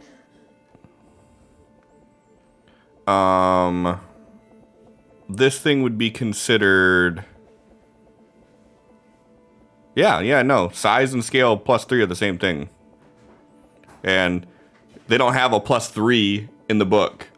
+2 would be a hippo, +4 would be a dragon. This is in the middle. Works for me. So the scale +2 is large, scale +4 is huge. Scale and size are very different because scale large is size 4 to 7. Like size -1 to size 3 is the normal scale. And then size 4 to 7 is large. Size 8 to 11 is huge. Like there's a chart on page 179 for it, I think. Why do I know that page off the top of my head? Yeah, so this is Like size 7 or 8 if it was. If I you're would say using this scale is 3. probably like a size 5. Okay, so that's like white rhino size or beluga whale. Yeah, so size Be 5 4 looks tons. about right. Jesus. 18 feet tall. It seems a little large. Maybe we'll say it's a 4 then. Okay, so Hippo, great white shark. That sounds about right. Yeah. yeah, the large size of 4, the large side of 4. All right, so 4 is 7 mana base, so it'd be 6 with his raise. All right. Assuming you have channeling, I assume that's why you said it was cheaper with a raise. Mm-hmm. All right. So, I always found that's like one of the weirdest things about this game is size and scale.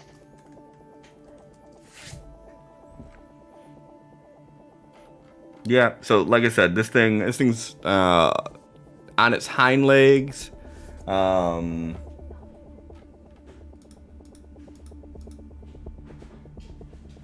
Yeah, on its hind legs, this thing's probably about close to 15 feet tall or more, I would say. So yeah, that pretty much aligns with a rhino-sized creature, but it's big and floofy. Does it have the swap modifier by chance? The what modifier? Swap? Under the SWAT. Oh wait, you custom built this creature, didn't you? Never mind. I was just wondering if it had the SWAT, the SWAT. It's an ability. Oh that yeah, large no, creatures- where it can actually like do swiping attacks for everything in front of it. No, SWAT is a thing that large-scaled creatures sometimes have. It lets them ignore scale penalties when attacking smaller things, or ignore a certain number of scale penalties when attacking smaller things. I did not build it with that. Not Oh, that okay. I'm against it. I just didn't. I Dragons just ignore curious. 4 points of scale penalties when attacking with their claws.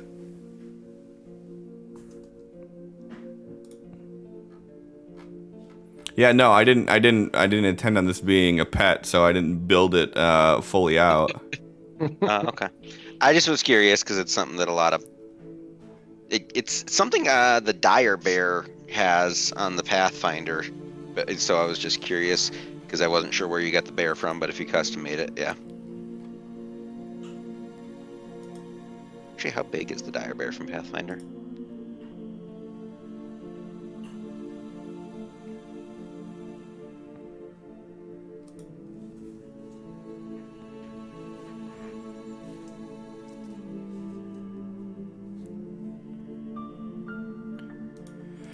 Okay. So yeah. You guys switch out on second watch there. And Tal, you notice that the bear is still sitting in the exact same spot it was when you went to sleep.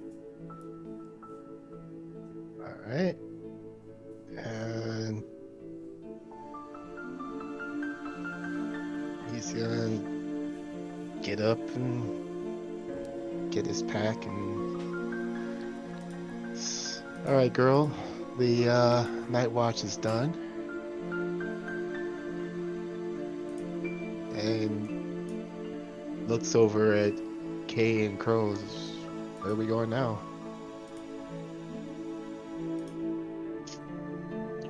Get some sleep. Yeah, it's our turn to watch. Oh, we're not leaving yet. Okay. No. And Crow right now is like damn near butt naked. As he's like squatting down talking to you guys. Like, Yeah. Like, he got like a rag tied around him. You wanna? Why are you? Where are your clothes? They're hanging in a tree. They're all, Okay. assume all of yours clothes are wet too. I think mine dried when I became wind.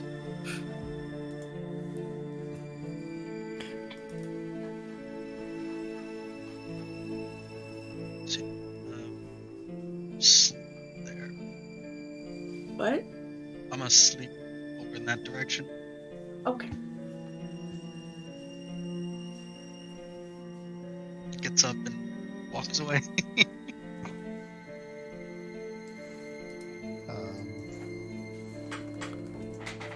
I will look at Ava and are you hungry? Do you feel hungry anymore? it grunts at you and claws the ground again. If that is a yes,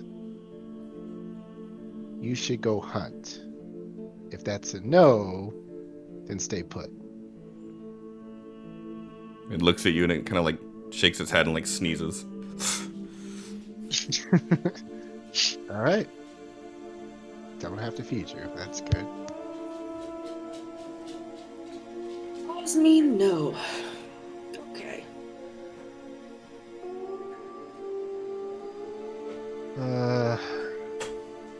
And we're the only ones around, right?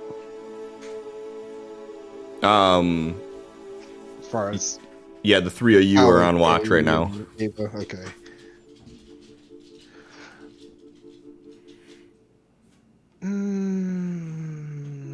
Let's go back to his preferred method of speaking. I was about to say, like, Kay just kind of looks at Tal, waiting for an explanation.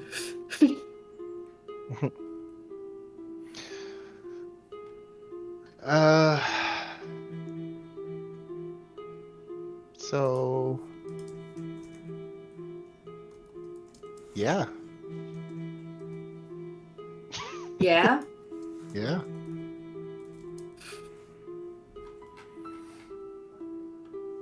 So how? I attempted to bring back life, which is something that back in the garden they said allegedly some could do.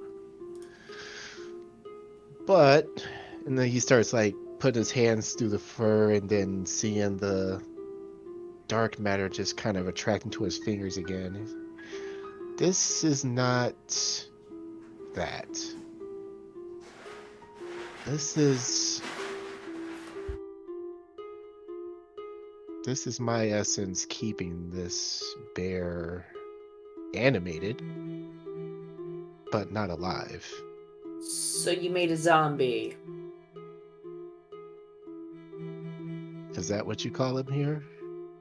I mean, it's like something usually depicted in horror movies, this movies that are more spooky, supposed to scare you, that it's like the undead, the once dead rise, and they always, for some reason, want to eat people and want brains. She does like the arm motions and stuff, but of course this is all in Mind Link. Why specifically the brains? I don't know, I didn't make up this form of media. Like, I'm not the one who made this mythical monster. Zombie, huh? Tal is going to like put his ear up to Ava's side to see if he hears any breathing or a heartbeat. You do not hear either. And you get a real sharp pain in your neck as you like lean over to do that.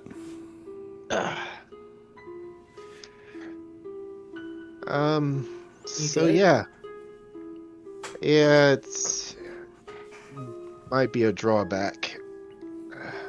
Still some experimentation that needs to be done.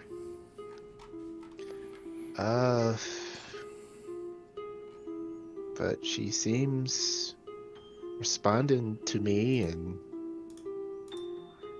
doesn't seem that she wants to eat us or our brains.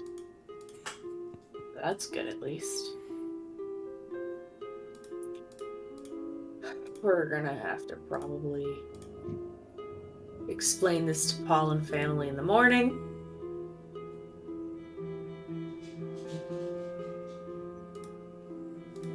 Perhaps.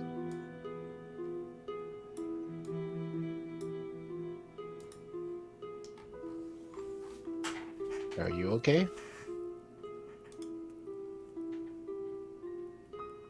I mean, I feel better essence-wise. I'm still tired, but I'll live. And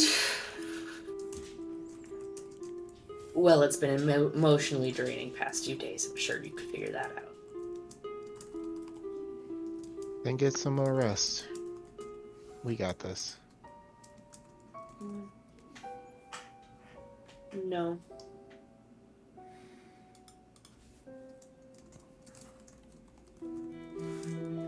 You and me. I'm not planning on leaving you hanging. That's your choice. I know.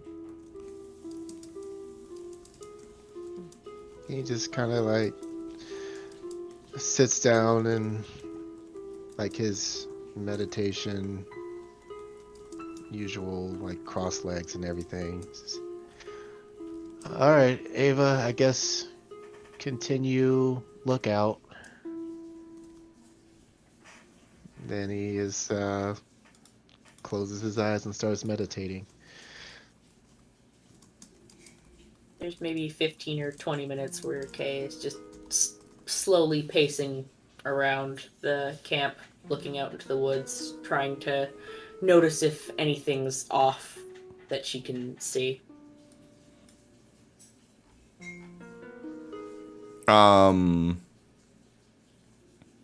Is there anything in particular you're looking for? Any signs of additional bears or creatures that could possibly break bears' necks? In particular. That seems very specific. Basically, Did any you know that the neck was threats. broken? Did he ever tell us that? What's that? Or things that could potentially be killing one of those bears. How's that? I was just, I was genuinely curious. I couldn't remember. Don't think that. He asked a question to Crow in front of everybody. Okay. So we can infer it. Got it. Yeah. Ask what question to Crow in front of everyone. What could possibly break the neck of a bear this size? Oh. Okay. Yeah, looking for anything that could be a threat to our little camp. Okay.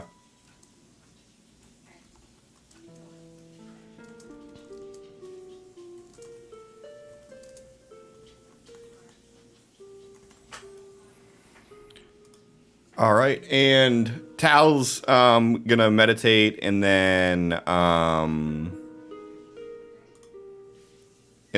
the bear's gonna take his place in watching. Yep.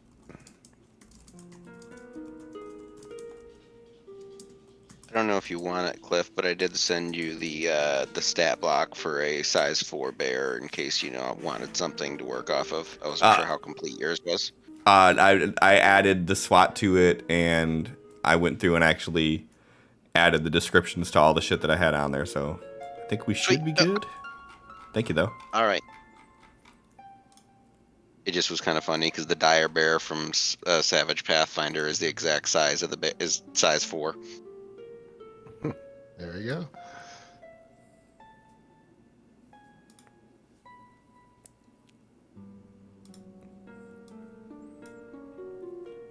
And John, if you open up your character sheet under the main tab, under your allies, you should now see Ava the bear.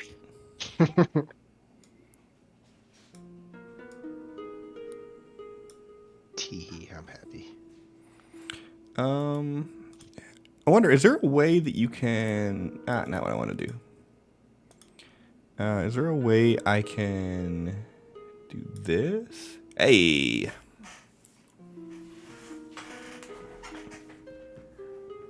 So if you look on the combat tracker now... Ooh.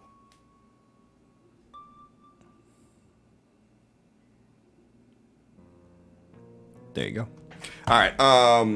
So, anything noteworthy that anybody wants to do during this watch session, assuming no alerts, nothing crazy happens?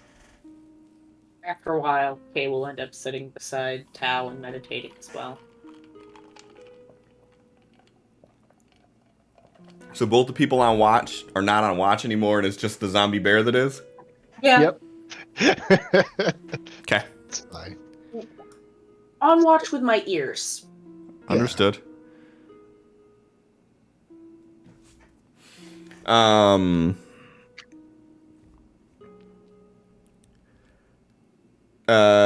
Geo, Crow, anything noteworthy? Not really.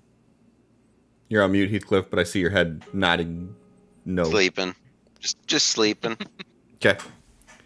All right, cool. So, Tal, Kate, both of you sort of get abruptly broken out of your meditative state by this loud boom followed by a very intimidating growl as Ava jumps to alert and is looking off in the distance. And we're up! Yep. And you guys are up just in time to see Paul, who is now... His hands are glowing as you see him standing there for a second before he realizes that the two of you are there. It's good. We're good. Tell your friend to stop, to relax. I don't know if he will listen to me.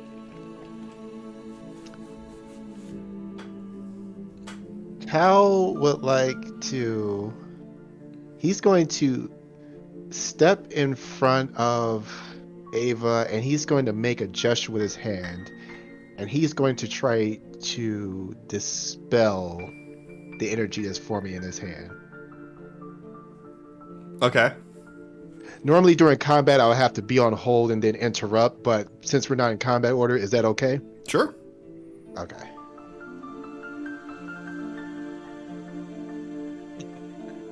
How's 26?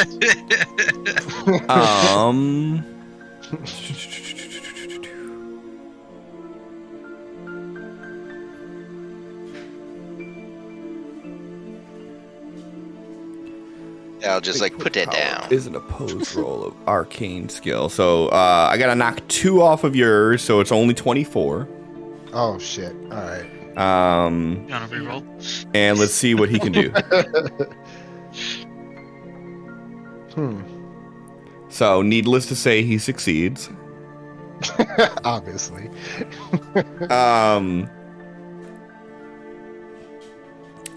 So what does it look like when you dispel this? So his hand glows only for a second, and then it's like that glow disappears around his hand as he makes the gesture, and it appears like around the energy that he's forming, and then it shrinks and then disappears. He actually winces in pain when you do this. This is my friend. Please don't threaten my friends. He has his eyes squinted hard as he kind of is like holding his hand. He's like,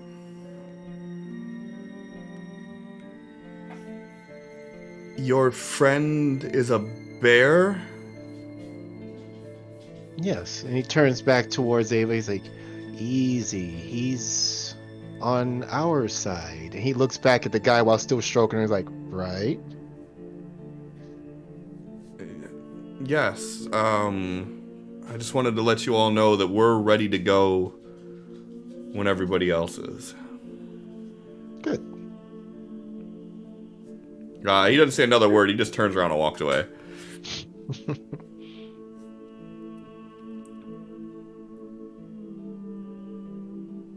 You want to go try to check out the pylon before everybody wakes up? Oh yeah, that thing you're supposed to do, yeah. Yeah, there's very little chance I'm gonna actually be able to get that actually working. Oh, I know. I was kind of banking on them pissing us off at some point, or the storm, or a sentinel, or something. Unfortunately, they're all still alive.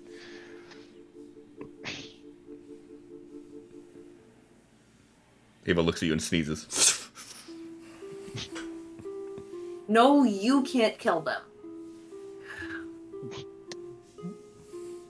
It's an idea, Act of nature. No. Alright. Just see if you can figure out. Maybe it'll be like the one you did with Gio. Do your best, but don't get yourself killed. That was a much smaller project. Oh, no. I'd say I'd take a look at it, but it's not like my expertise wasn't in theater. Well, I can go take a look at it. Look. How far away is this thing, Cliff? I mean, it's where Paul's group is like held up, so a couple dozen feet away from like the wood line. I mean, from where you guys were at, you could very clearly see the pylon. All right, got it. All right, Ava, let's go. And then he starts heading over there. It's probably not the best idea to bring the bear with you. But Should if be I'm better going- protection, with the group. Well, our heavy hitter's not around. But what if I'm the one needing protection while I'm distracted by a pylon? See, I got injured earlier. You did? Yeah, in the fight with the Sentinel. Right. Oops, sorry. Everything is just so... I'm very distracted because I keep remembering the voice it was sending.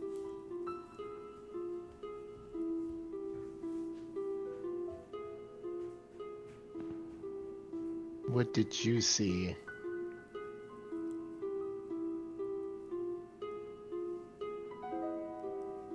I mean, from the first time with the Sentinel, not the most recent time, because I'm just...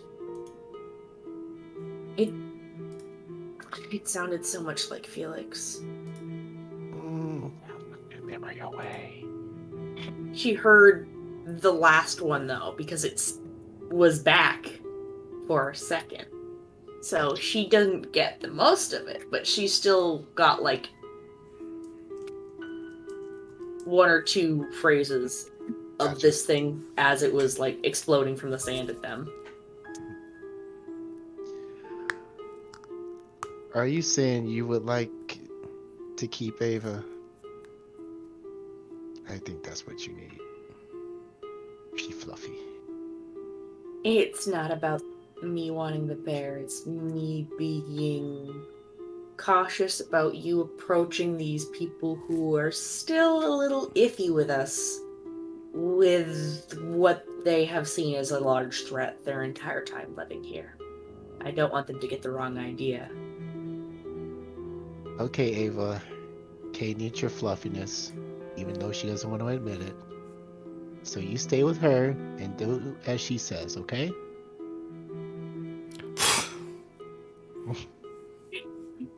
Kay just kind of, like, puts her hand on Tal's head and just, like, pushes him away, just like, as she goes to walk back to camp with Bear. Yeah, he's heading for the pylon with a smirk on his face. Are you bringing like any of your gear or anything? He's going to just look at it right now. No, I mean, as you start to approach it, you can see this thing just towering up in the sky. This bitch can fly, he's not afraid.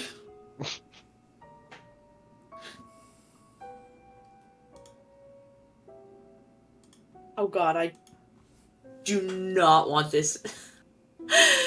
He could cast Fly on Ava. A flying bear. Now it's a flying zombie bear.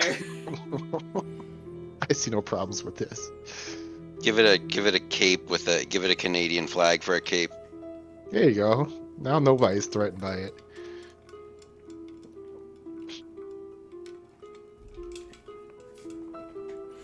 Yeah, so I mean, as you approach it, you see this thing's huge.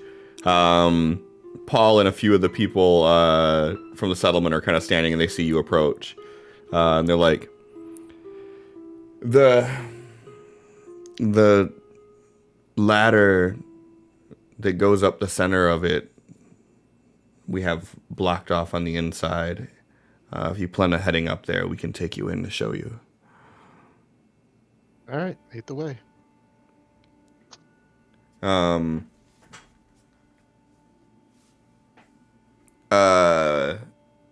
Walks in and opens up this like plywood door that they have built there. And you can see inside they have like shelves and everything built into the walls, and they have like some cots that still have like just some really basic bedrolls on it. And in the center they have like these wooden dividers put up around three sides of this giant like steel ladder that's in the middle of it. And he kind of like motions to it. He's like, head on up. If you need to get off anywhere on there, this will take you to all 3 of the floors. And the 3rd floor is where we do our watch out. And from there on up, you can head up to the top. All right. And he starts climbing the ladder, and he's going to start inspecting to see what the damage appears to be in his expertise. Sure.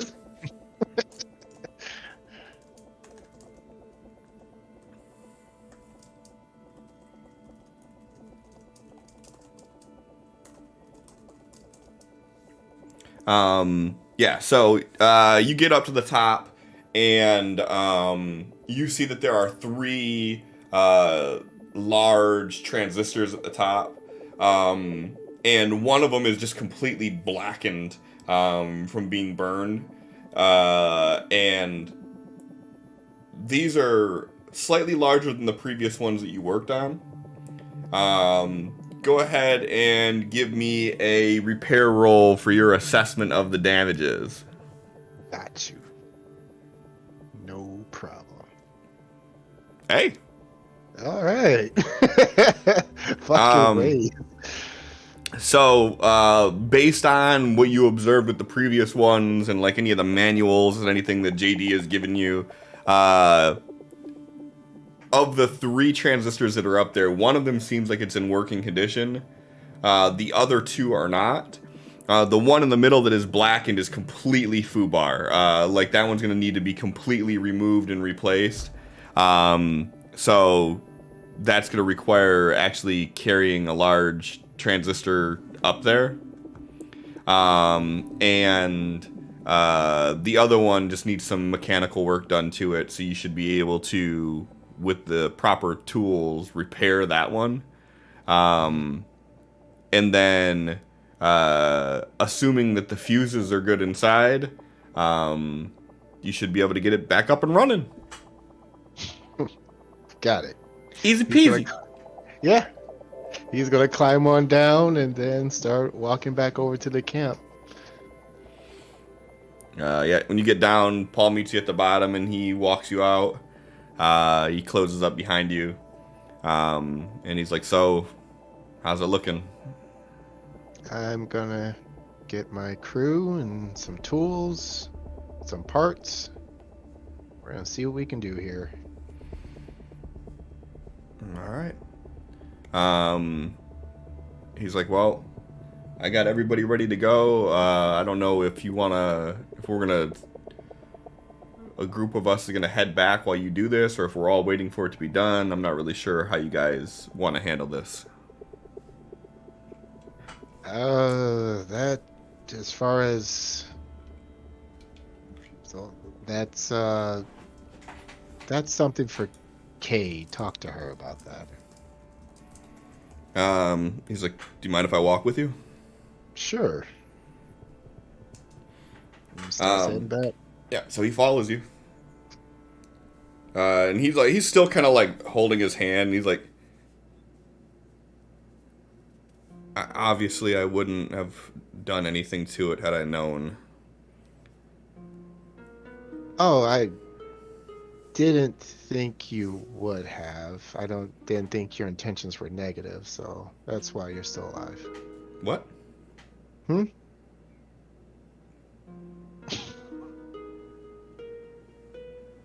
Awkward silence the rest of the time. He's walking. Yeah. So yeah. So Kay, you see Tal walking back with Paul after probably about 45 minutes or so.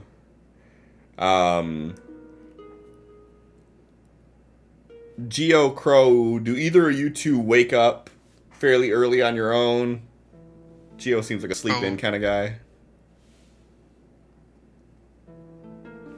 As soon as people Very start much a getting sleep-in kind of guy.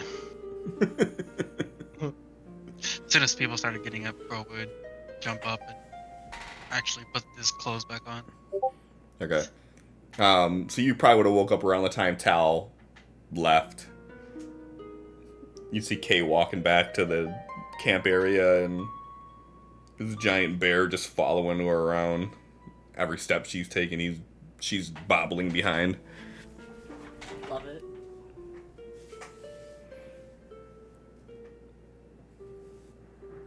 Crow snaps his fingers, and in a few minutes, Iris comes. Like, keep watch on the bear. Go. Iris goes, lands on Ava's head, and just like sits down and is keeping watch on Ava's head. We could make the bear wear a hat that has a nest on it. As Ava lands on its head, it grunts a little bit and it claws the ground. Grunt and claw means no. We figured that one out, so I don't think she likes that. Alright. Iris, come back. It was a big bully. Big bully.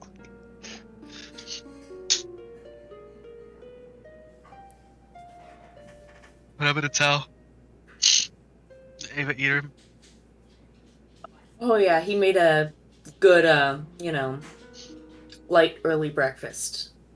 No, Tal went to go check out the pylon to see if he could piece together what could possibly be wrong with it, and if he could fix it.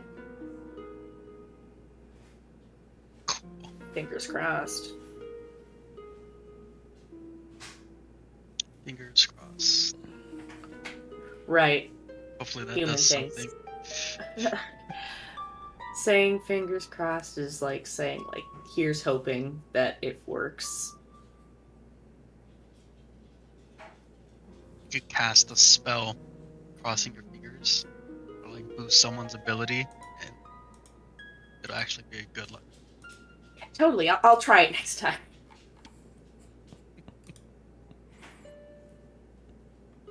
It'll be a human thing and an aberrant thing.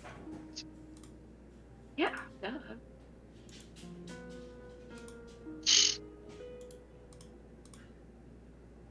So, clearly, Kay and Crow are just kind of joking around with each other. Yep. The 45 minutes. Yep. So, JD ends up waking up and he kind of sees you guys chatting. He's like, where's Tal? Is Tal okay? Yeah, Tal went to ate go him. check out the pylon. What?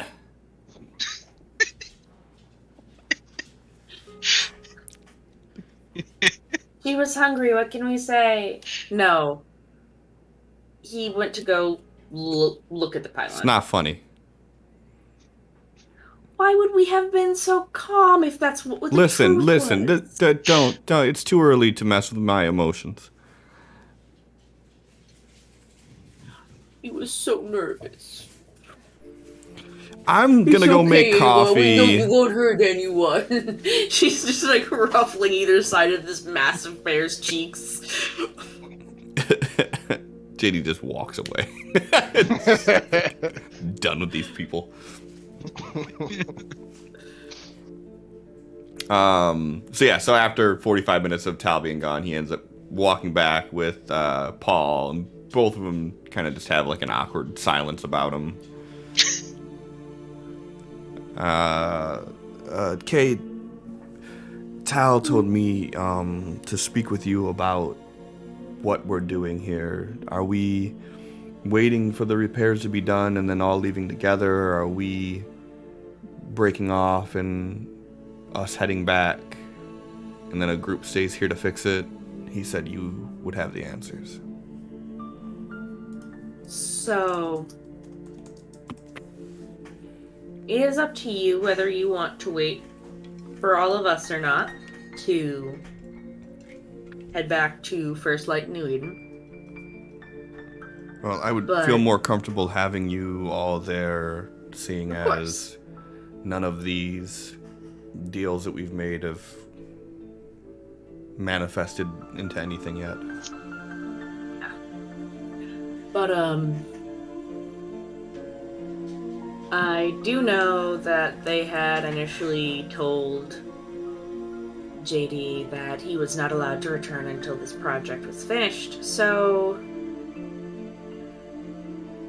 considering Tal is the main piece in the puzzle to fixing it, and I don't really go anywhere without him, I think we're gonna have to wait till this gets repaired. That's fine. I just need to make sure that I have everyone in my group ready to go. I'm most worried about my kids being out here with everything going on. I understand. So, we'll be waiting, I guess, there. We have all of our things cleared up. We're ready to leave when you are. Just gotta get them loaded up in a little wagon that I have for them, and... Okay, that's adorable. He kind of does a perch smile. No, you How old are can't. they? Well, one's 4, one's 7. So, hopefully can't make too it. young to remember what life was like before. That's a hard tale to try to have to tell them.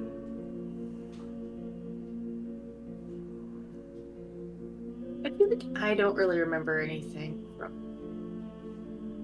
before 4, and my memories of like 7 or so is like super sparse, so if anything, it'll be fleeting memories of what the old world was like once they're older.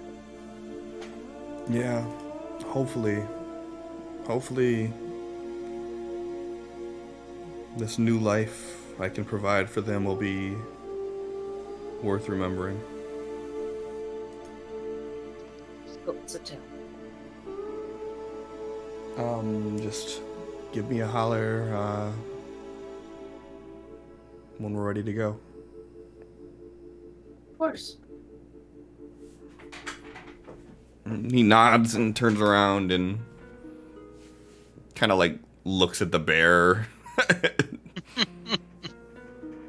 She just kind of shrugs and shakes her head and goes, I have no idea, man. He is very good with his essence, and I don't understand anything he does half the time. It is quite the sight. She's really soft if you want to pet her. No, thank you. I get it. Yeah, so he heads back, and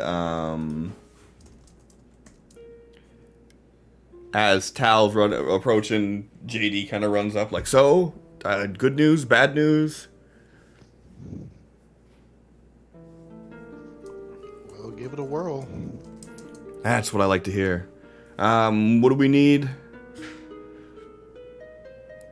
Tools, couple extra hands, someone strong to carry pylon parts. Okay. Yeah, we can make that work.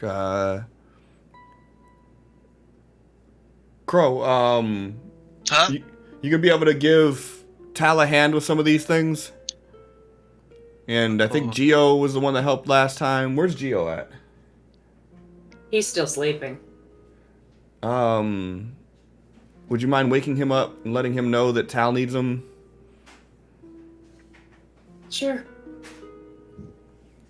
She walks over and just like squats down beside Geo, puts a hand on his shoulder and gives him a little shake and is like, morning, sunshine. Geo kind of stirs a little bit, wipes the drool off. Yeah, morning. Yeah. he gets up, starts shaking his right leg because it fell asleep. She just kind of shakes her head and goes, "They're asking about you for helping with the pylon." Ah, yes. All their pylons are belong to us. Let's go.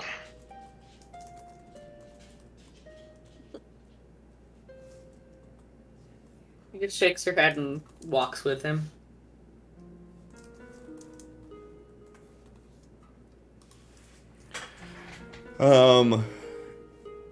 JD's already like pulling things out of the tent, and he's like, "All right,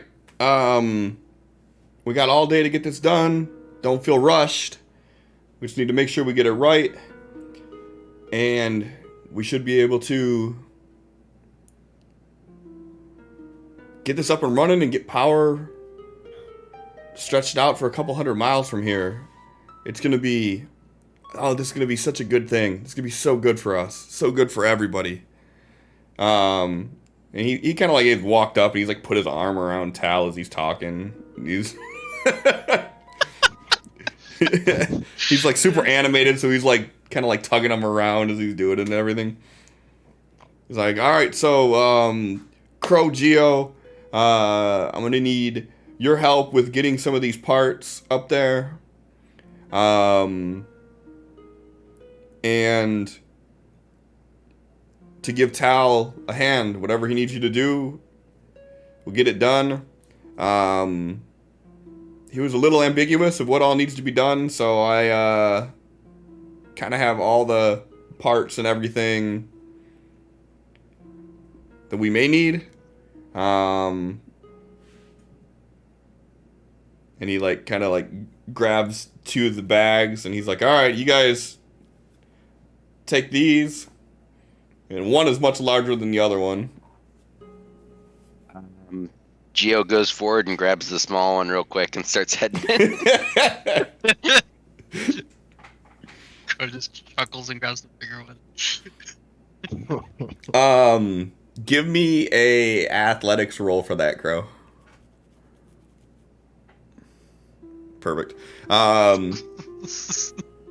So, in your bag, Crow, you have about 75 pounds worth of like transistor and tools. Assuming I'm not holding my actual bag right now, so I'm gonna take that off.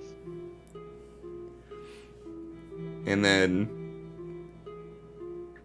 he's like, and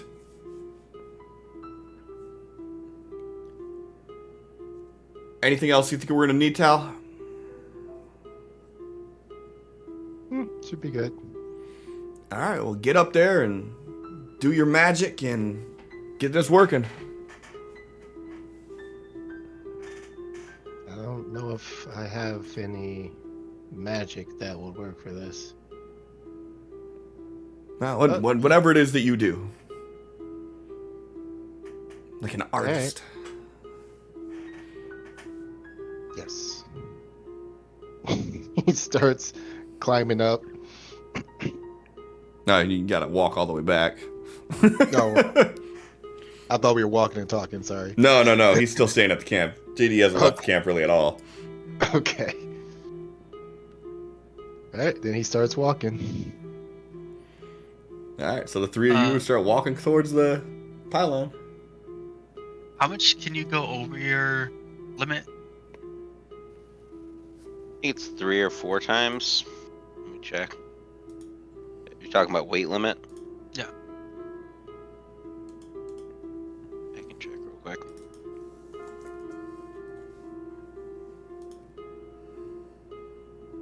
Page 67.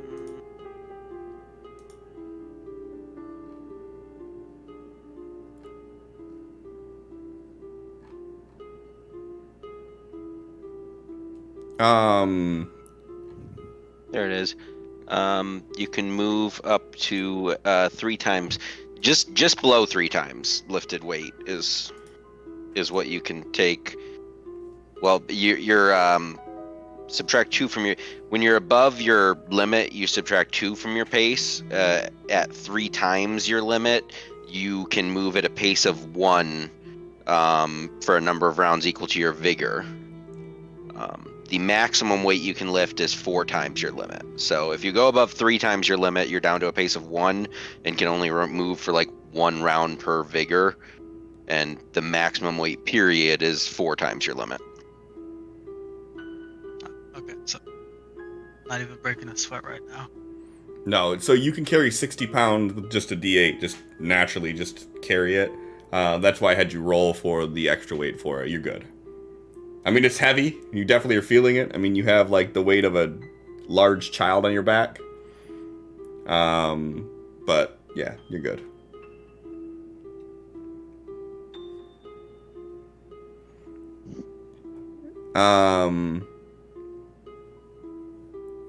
And then, yeah, so JD's like, all right, okay, while they're gone, we're gonna start getting things packed up here to get ready to go, and let our friends know that as soon as this is done, we're probably gonna have to tear down some of the framing that they have on here to make sure that it's still safe. We don't want any of this to catch fire or anything, but as long as they're okay with that, then, if they want to help, that's going to go a long way. Yeah, sure. I'll go ask him. And he's got like a little pep in his step as he walks over and he starts like packing up his bedroll and shit.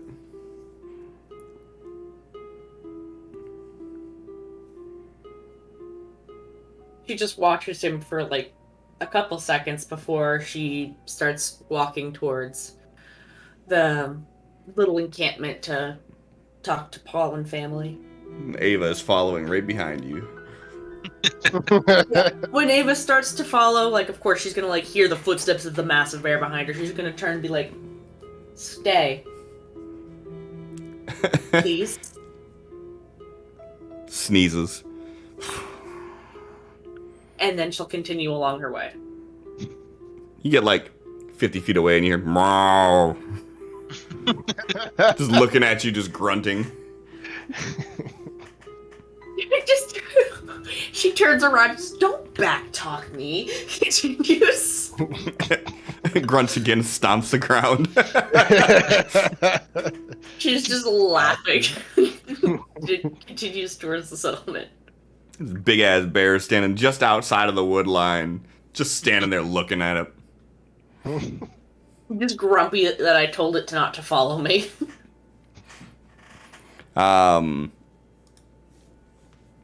All right, yeah. So the three of you get back. Paul lets you back in and kind of shows you all where the ladder is. You start heading up. And Kay, as you get there, the three of them have just left eye view from like the first level of this encampment. They're kind of moving up the ladder. And Paul, he kind of like rushes over to the door. He's like, "Oh, hey, everything okay?" Yeah, no, just, wanted to let you guys know that, of course, yes, we're gonna have to wait to be heading out until this is fixed, but we also are gonna be looking to take down some of the framework of your little home that you created to prevent fire. Yeah, I kind of figured something like that would happen. Are we positive this is going to be fixed today? I don't want to tear this down and then we have no place to go and no place to stay for the night. No, that's perfectly understandable that we would wait for further explanation of how close we are. Excuse me, apparently didn't get enough sleep last night. I know that feeling all too well.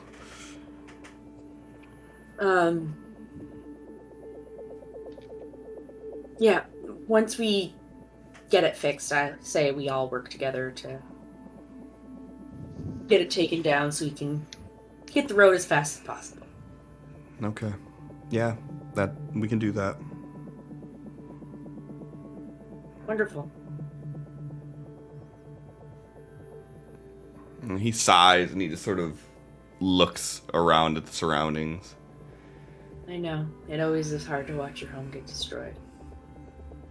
Leave a place that was got some form of memories and sentimental value in it.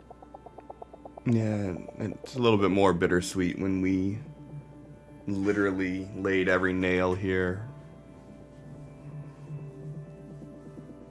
But It was certainly a labor of love. it's what we have to do to make a better life. Yeah. Thanks. Man, he just walks over and he starts like just picking up random shit, like just kind of busy work. Mm-hmm.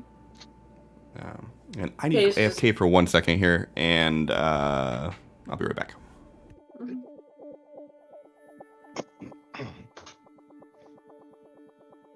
Heathcliff. I sent you a message. Oh, is that what that beeping was? Yes. What did you whisper to him?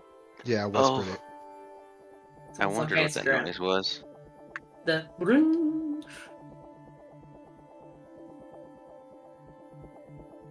I see. 1 second.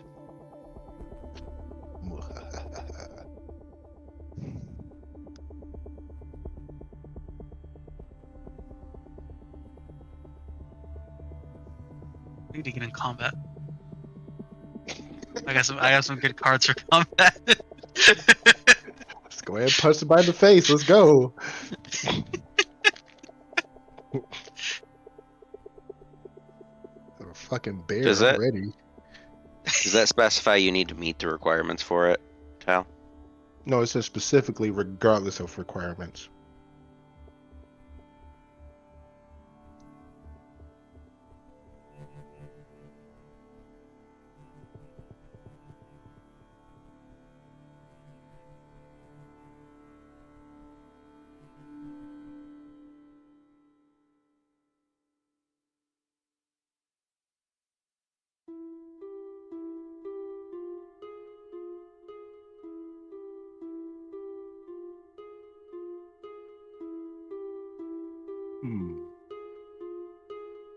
Yeah, it came through.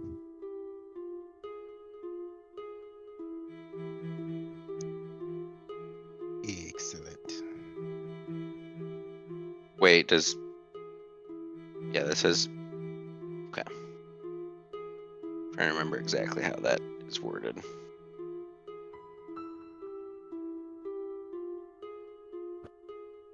I know how to check though.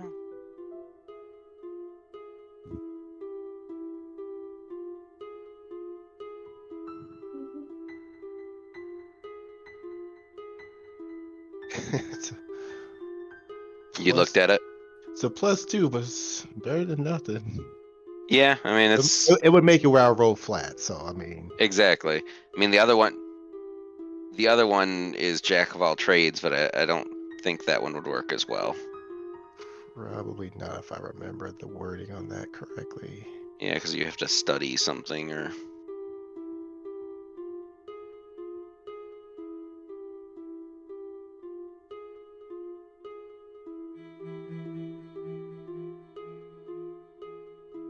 Yeah, you would need to have like a book or something to study from, or.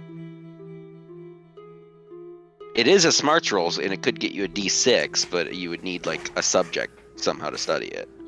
Mm-hmm. What are we talking about? Nothing. Don't worry about it. All right. How far into the stream are we? We are 2 hours and 34 minutes. Go ahead and write that down. That's totally unrelated. Okay, that's fine. Mm-hmm.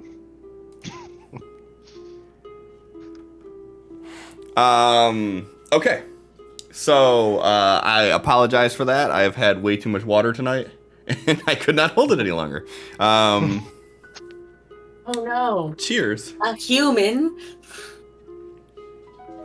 The disadvantage of being GM, I've just muted myself and headed off twice tonight already.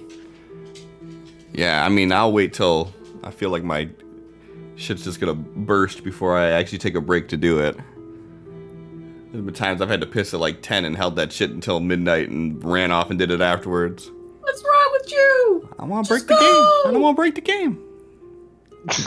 We got 3 viewers. It's not about the viewers. One of them it's is about the me. experience. One of them's me. It's about the experience. It's not me. about all that. Oh, there we go. There's our 3 viewers. I have 7 Oh, it's people showing in 3 chat on right my now. screen. That's because Twitch is a dick, and if you're not typing, sometimes it just doesn't even count you. Rude. Yeah. I like to count. Okay. So, There, I count now. So is Kay headed back after the talk with Paul, or? She does a brief, like, not to be rude, but just glance around at, like, what they had built for themselves before. You stop that. I'm so sorry. Wandering back to camp. Does she like actually like start walking around in there, or is she kind of just like standing there surveying? She stood there and, like, surveyed, just looked back and forth for, like, maybe 5 seconds before she left. So I mean, you can see they have like everything is very rudimentary in there. Like it's just like plywood partitions, and you can see like there's like built-in shelves. They have some beds that are built like right into the wall, like cot style. And everything is pretty much packed away at this point. You see there's like some backpacks and whatnot, like against the wall by the door. Yeah, that's pretty much it. A little humble home. Mm-hmm.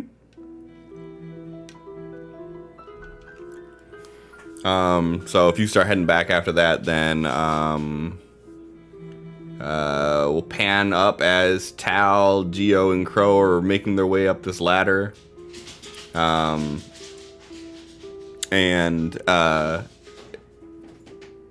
you guys having any conversation amongst yourselves, or?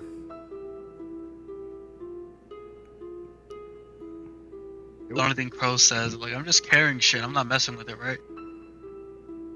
We may possibly need an extra hand or two. Yeah, I did it last time. Yeah, you were good at it. We succeeded. Yeah, it's didn't we? his turn. You have experience. On the job. I took my turn. That was scary as. Gio's gonna look around to see if there's anyone else around us. I mean, you're on a ladder 50 feet in the air at this point. No, you're good. He still looks around. He still looks around. He's like, bitch. he still looks around, like if there's anyone around, and then he looks at Crow and says, "I'm pretty sure he doesn't know what he's doing." Kind of nodding his head toward Tal. None of us do. We have shit back like this in the garden.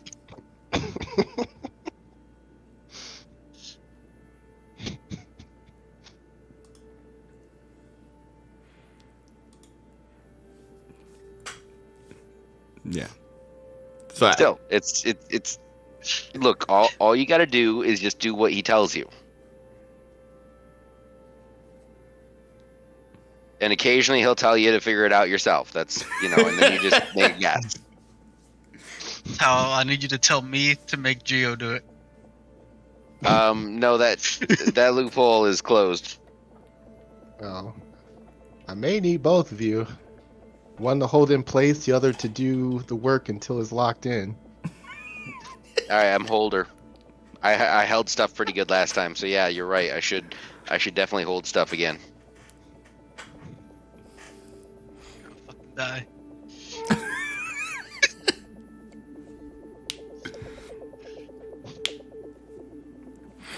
Oh, all right. No faith in my boy. You're probably gonna do everything right. I have no faith in my foot.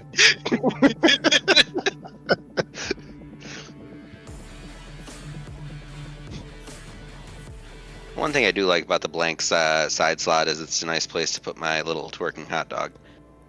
Hate it.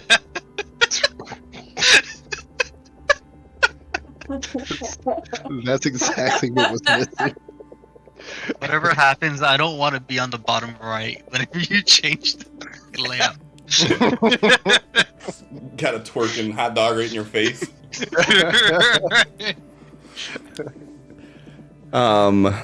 Okay, so you guys get to the top, and Geo, the first thing you notice is that this one looks way worse than the one that you've seen previously.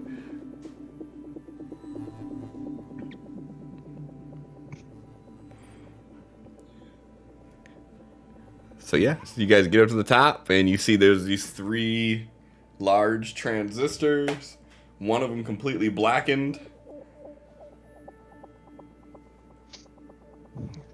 So what do we do, Tal?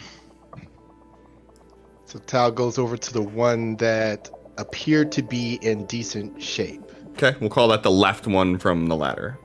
Left one. And say, all right, we're going to use this as the example to make these other 2 work.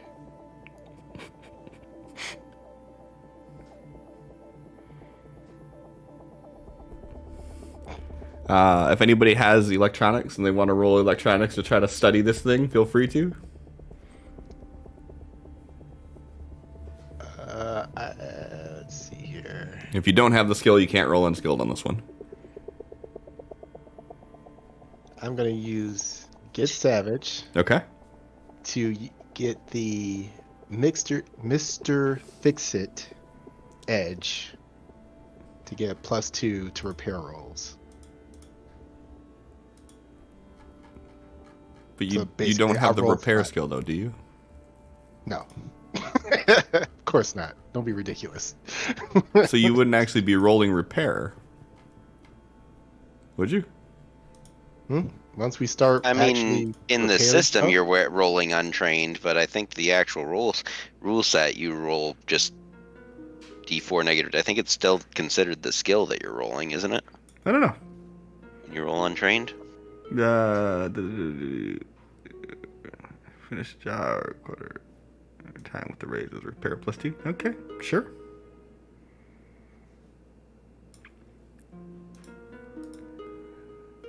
So then you'll just be rolling a flat D4 then? looks like it. Okay, and you want to do it for repair, you said, right? Oh, never mind. Right. Mr. Fix-It is repair. Okay, does anybody have electronics or no? Is electronics a skill? Yeah, it is. Oh, I guess I ignore that skill most of the time.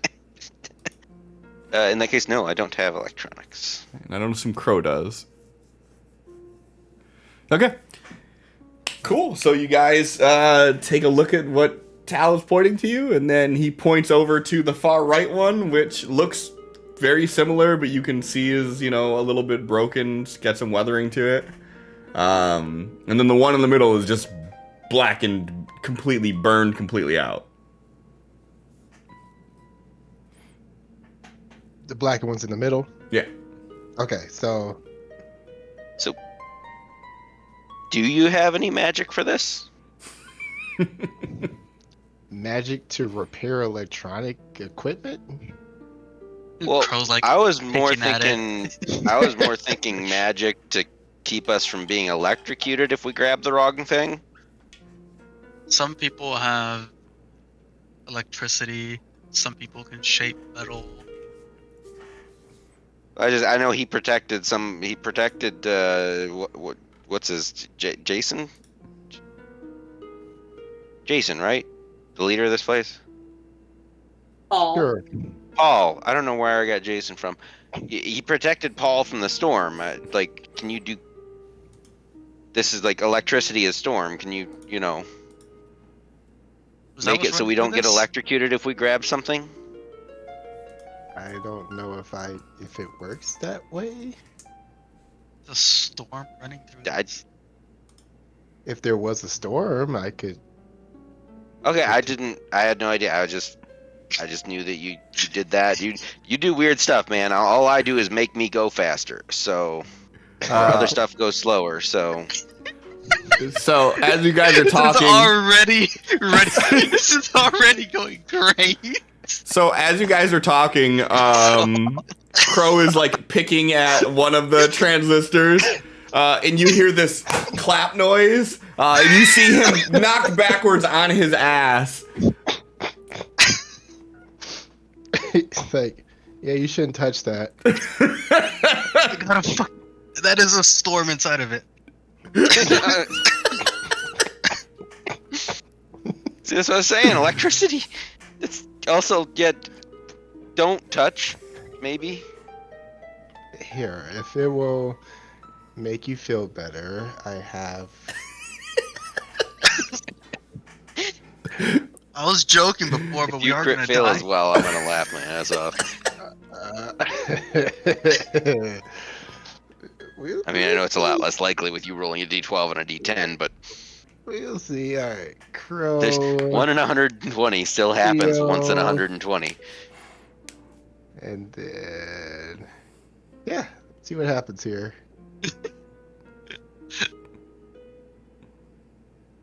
There we go. And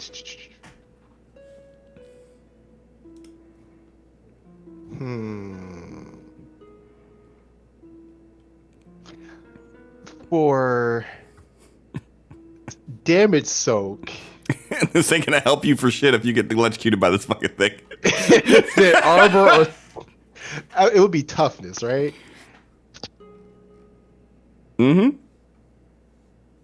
Okay. Well, I mean, the way the protection spell works now, it's gonna be toughness no matter what, because it's armor on a success, toughness on a raise now, isn't it? Well, in Savage. Yeah. So it's 2 points of armor with a raise. It's toughness. And you can do like 4 points if there's an add-on to bump it up to 4 points, I think. But it's 6. Yep, we can get up to 6 with that. So. Oh, because yeah, that's right. They never adjusted the add-on, which is amusing. Right. So if you want to spend 5 additional, you can do. boom.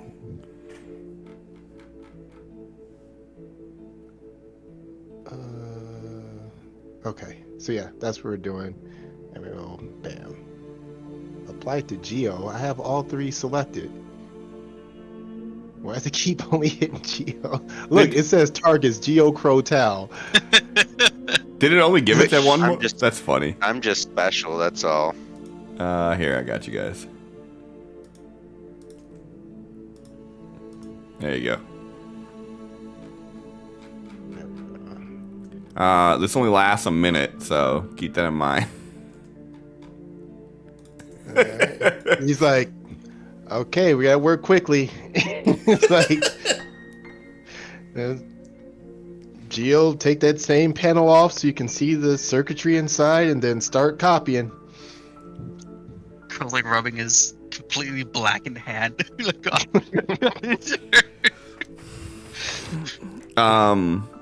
So realistically speaking, right, this is probably going to take an hour or so to do.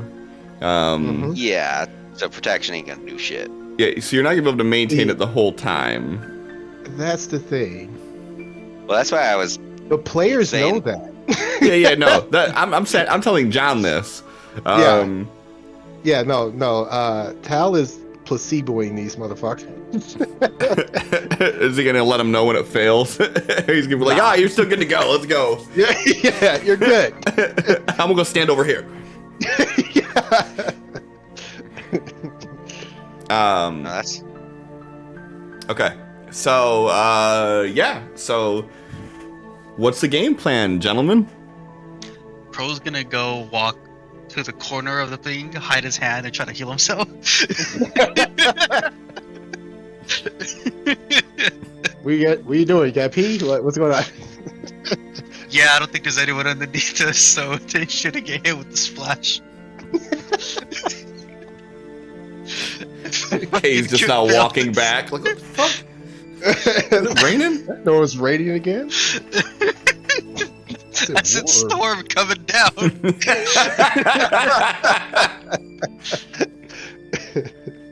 Megan's not paying attention. I sure am not. I know you're not. We just talked about pissing on you and you didn't say anything.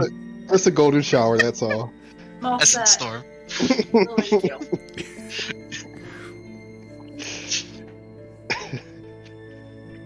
Alright. And he's like, alright, Crow, when you're done peeing, just take that panel off the same way Geo's doing, and we're gonna start matching these up. Yeah. He comes back, cracks his knuckles. I'm good. How is Geo doing? He like looking at it and just like grabbing it and pulling.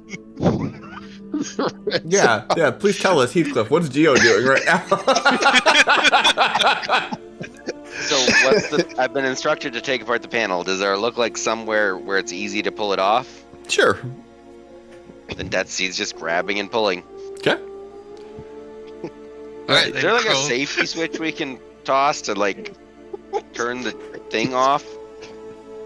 I feel like there should be like a power off switch before we start touching this stuff. He says as he's digging his fingers into it and pulling. Give me a smart roll. He sees Rio grab a certain spot and pull. He's gonna do the same thing. Oh, that was so close to a 12. You remember like last time you worked on one of these that you guys actually pulled the fuses out first? Alright, he's gonna look for the fuses or what the equivalent is. Yeah, there's a large fuse box in the center, like right by where the ladder's at. He's gonna go for the fuse box first. He's like, hold up, Crow, and he sees Crow going for the thing again, and he pulls open the fuse box. Yeah, and you see that there are. Crow's looking for a fuse box on his end now. You see that there are 8 large fuses in this box. Hey, Tal, what order are we supposed to take these out in this time? Hold on, I can't find mine. Oh no, there's just the one. This is like the fuse box for the whole thing. We gotta take the fuses out in a certain order that Tal tells us in order to power it down, and then we gotta. Well, I think we could take them out in any order. It was putting them in that had to be a specific order, right? I don't fucking remember. Tal grabs the notepad out of the bag and pencil, and he starts just documenting the fuses and where they're at. And once he's done, he's like, all right, pull them out. Geo just starts pulling, grabs one of the ones in the he goes from top to bottom. He goes, joop, joop, joop, joop. I don't know why fuses make a joop noise, but they do. They must need to be, greased up or something. Yes, there's two per row, 4 rows of them. All right, so you got all the fuses out of this, and then what? Okay, now we should be safe to take the panels off, assuming we need to take the panels off. I'm going to take the panel off, and he's going to go over and same panel he was trying to pull at before and try to pull at it again. So you were going to the left one, right? The actual good? Yeah. Okay. Yeah, so you pull it off, and you expose, like, the internal wiring and everything. Crow goes to the right one, grabs it, and pulls it off. Okay, you expose the internal wiring to yours. This means nothing to me.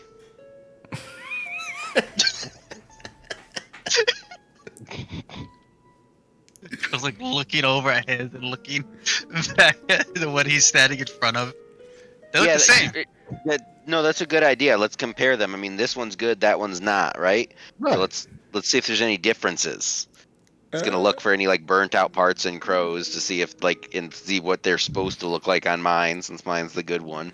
Who wants to roll and who wants to assist? Oh, I'll assist. Okay, if you're gonna assist, give me a straight note. You don't have any. Do you have repair? I have repair. Give me a. You could do either notice or repair. Does Geo have repair? I do not have repair. Okay, let me Geo's roll. also all thumbs. We're not using tools right now. It's fine. I'm gonna roll to assist. At least I'm gonna try. Wait, so you're gonna try to assist too? Just kind of giving instructions, no supervising. Sure, you could do either notice or you could do repair. For the Let's go assist with roll, it. it doesn't matter. Okay. Same thing, Crow. 2. Okay. So, Geo, you can either do a notice roll at a -4, or a repair at a -2, offset by the 2 that Tal's doing. So you can either do repair flat, or you can do a notice at a -2. I do notice at -2. Okay.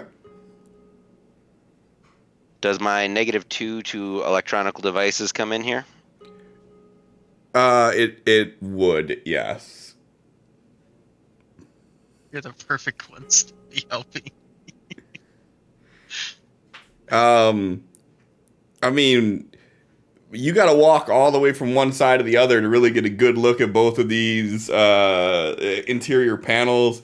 And I mean, by the time you get over to the one that you need to fix, it looks the exact same as the other one. You don't see anything wrong with it from the inside.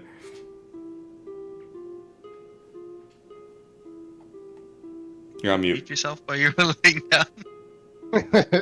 Well, these look identical anyway, so that plan's a bust. What do we do what Tal did with the fuses? We draw all the wires and stuff, and take it over and repair.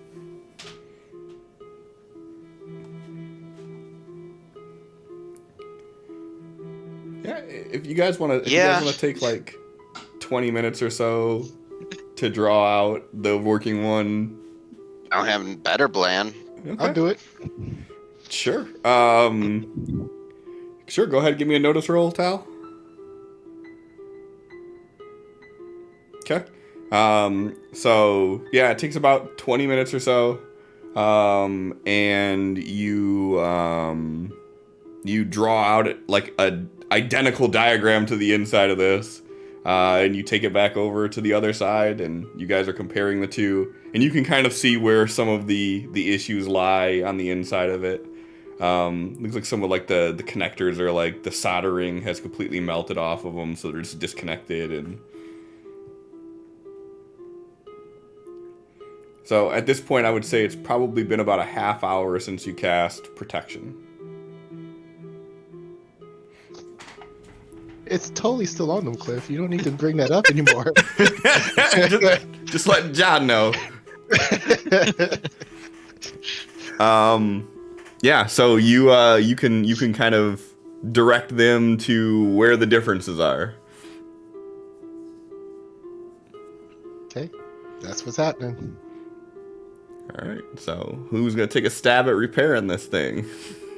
Crow's like looking at the paper, then looking at the box, like, yeah, I see it. And he just puts his hands back in his pocket. All right, well, I'm the hold stuff person. You're the fix stuff person, right? That's what we determined. Geo leans down and picks up the panel they pulled off. He's like, "I'll hold this. You fix that wire." Crow like holds a finger out, and the bone pierces through it, going into like a blade, and he like goes in for it. Okay. Tal, give me a D4 repair roll. On it. Just roll a D4, it's fine. I was gonna. There we go. We'll cheat. So that way. Haha. Okay. Geo, are you gonna? How are you going to be assisting in this? Geo is going to let me pull up my traits real quick.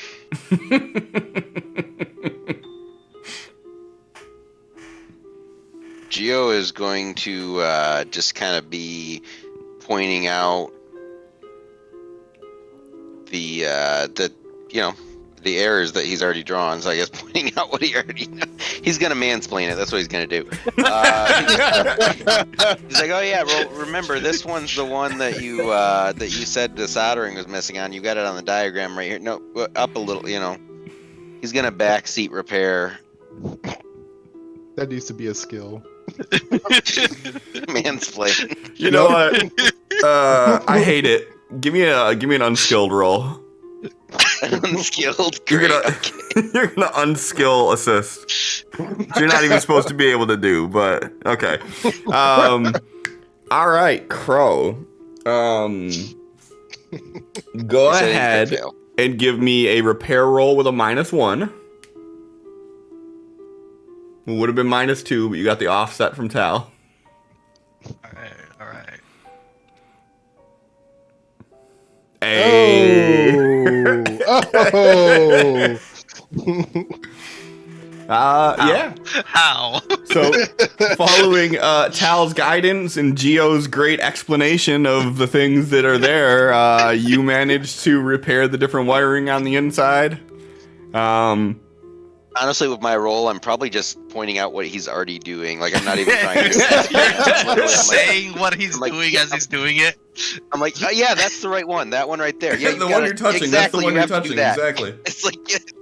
It's like, yeah, that one right there. Okay, yeah, cut it. I say cut it after he's cut it. Good job. It's clean. You're I need my cider. Right? Yeah, I just got up to go get a glass of apple cider. Uh-oh. Like That's in gonna be real drunk. Right. All right. So after mucking about with it for about 15 minutes or so, you match it up as closely to the diagram that Tal drew that you could. And in as professional of an opinion as you three can muster together, you feel like the right one is in decent shape. Now there's just the matter of the center one.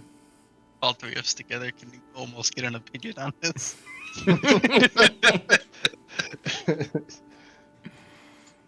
Alright, Crow's gonna go pull apart the cover of that one. This one is blackened from being burned. Like it's charred. So the internal components from this, when you pop open the panel, is just melted on the inside. This one you don't get the inkling you'll be able to repair as much as it probably needs to be fully replaced. Okay. We need to just remove this one. Crow like grips it. Can we just pull this off? Yeah. Last time Tal tried to do that, and he like broke it out, and we had to like create something to screw the broken piece out. So maybe we carefully unscrew this, or unlatch, or unbolt, or as he's talking about it, Geo is like looking at the thing, trying to figure out how it's lodged in there. Yeah, there are 4 heavy lug nuts that have this thing locked in, and then you can see that it does need to be twisted off after the bolts are removed. With Geo bringing that up, is it the same situation from before? It is similar, it's a larger version of it, but yes. Okay.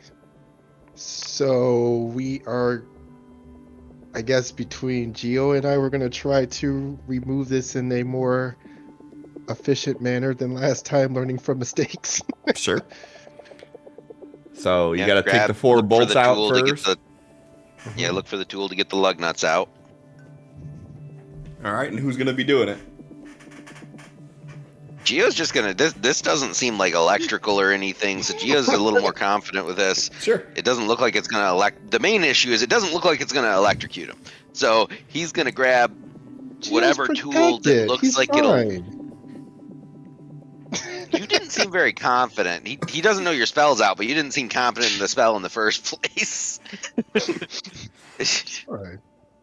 All right, so he's looking for the whatever the pinchy doodad is. He's looking for something clampy. I wasn't going to have you roll, but I think I'm going to have you roll now.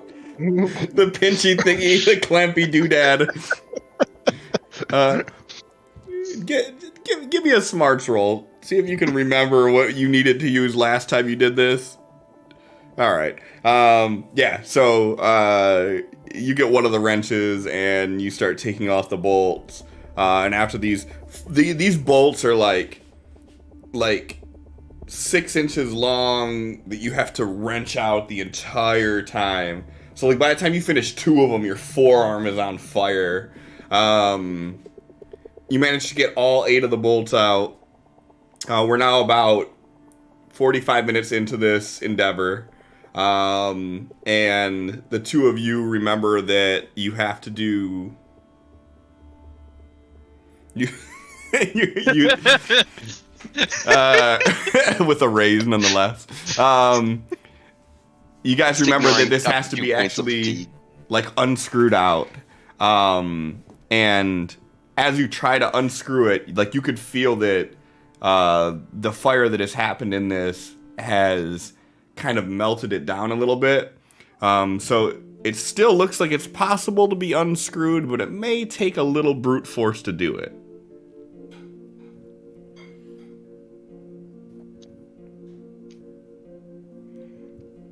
Man, we need K up here.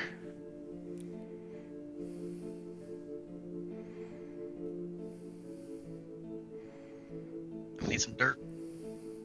No, I mean, you remember what she did with that frickin' with those frickin' barrels? She made that harness that all 4 of us could lift at once.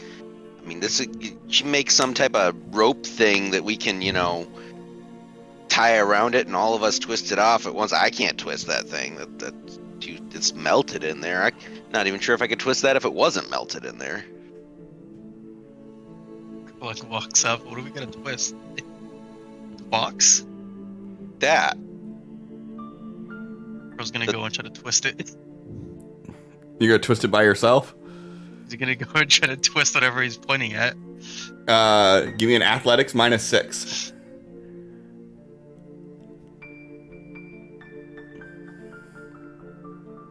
Is there enough room around it for multiple of us to try to work? Definitely. Yeah, you're seeing Crow struggle with it too. Like, all right, I'll go up and try to help him. There's enough room for multiple of us to step up. all 3 of you could get up there if you really wanted. Hal's not gonna get up in there, but he is gonna wait to see if it actually starts moving before he does anything. I'll put it that way. Okay, Geo, go ahead and give me an athletics roll. Just straight. Yep. Because I'm assisting. All right. Yeah, I should have been leading. There we go. Crow, give me a athletics roll with a -4. Got this. Another 7. Come on. I'm a betting that one. Sure. So close. Oh my god. Mm. I was just waiting for that crit fail. So as they're kind of wrestling with it, you see it start to wiggle a little bit, Tal, but they're just not able to get enough of an oomph into it. Okay. I got y'all. Without even like saying anything, he's just kind of standing behind him, just kind of looking over their shoulder, and his eyes kind of flash, but nobody really notices because he's behind them. Question before we go through with this. Uh-huh. How long did you let protection run before... Oh, I didn't refresh it at all. Oh, so you just did a minute of it and that's it? Yep. Okay. Like I said, placebo. Let me see. Do I cast this? Let me see. Oh, let's clear that. There we go. Target me, and I. Why does it keep going on Geo? Okay, you still got me. you got turn order, and I guess it's set to target whoever's turn it is. That doesn't make sense.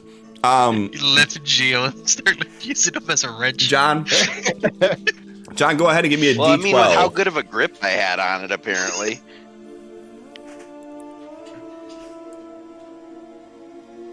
All right. Geo, give me an athletics roll. That costs All right. What is this? What is this athletics roll for? This is the new assist roll with Tal putting the extra oomph into it. So does this count as grappling? It's over there. Sure, why not? All right, then my acrobatics gives me a free reroll on that. Like trying to There we go. suplex this shit. Right. That's what I'm doing. I got like a shoulder against it and my arm wrapped around it, just trying to double up. All right, Crow. Give me an athletics roll with a -4. Yeah. Jesus. All right, one more fucking penny.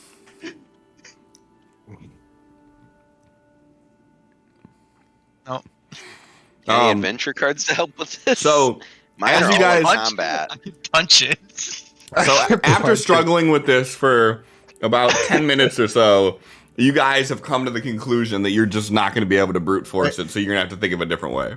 Wait. Okay. Wait. How many rerolls? Oh, god damn it.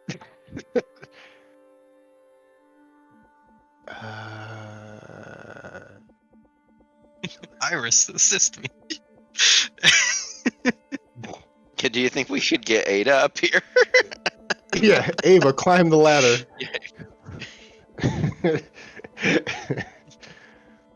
Technically, you could teleport her up there.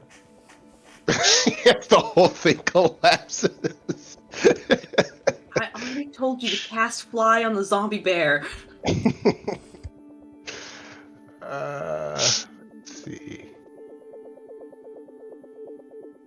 Who hasn't used an adventure card? I haven't. Nope. Crow hasn't. Okay, I think you're the only one who has, I'm actually. the only one.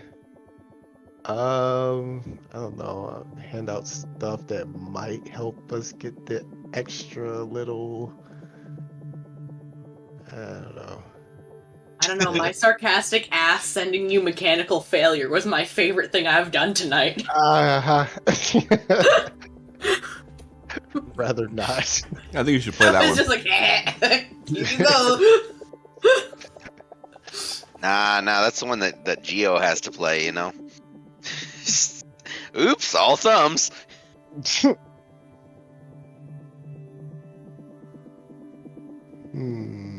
Gio's like, what does this button do? I should get that card and play it when I crit fail. Crit fails with all thumbs make it so it takes like hours to repair, and then play the malfunction as well. I mean, I can play this one so we can all roll 2 adventure cards. So, we fell short on whose roll. Mine every time. Yeah, because he's the main. Honestly, me and you probably could have managed it. Can I re-roll my assist? You already gave him +2, didn't you? So it wouldn't No, have- No, it was 7 on the Either die. way, it would only give him 1 additional, so it's not gonna. Okay. So yeah, so unscrewing it at this point seems like it's not really a feasible option. So you you might have like- to think of some other way to do this. Can you like disintegrate it? disintegrate? Is that a thing? I don't know. You do weird stuff. Weird stuff. Okay. You guys are talking and Crow's still fucking wrestling with this shit. Here's what we will do. Wait, Crow, can you like? What if you get like demon dog shit? Can you move it then? Can you do that on command, or is that only like a heat of the moment thing? I'm not doing that.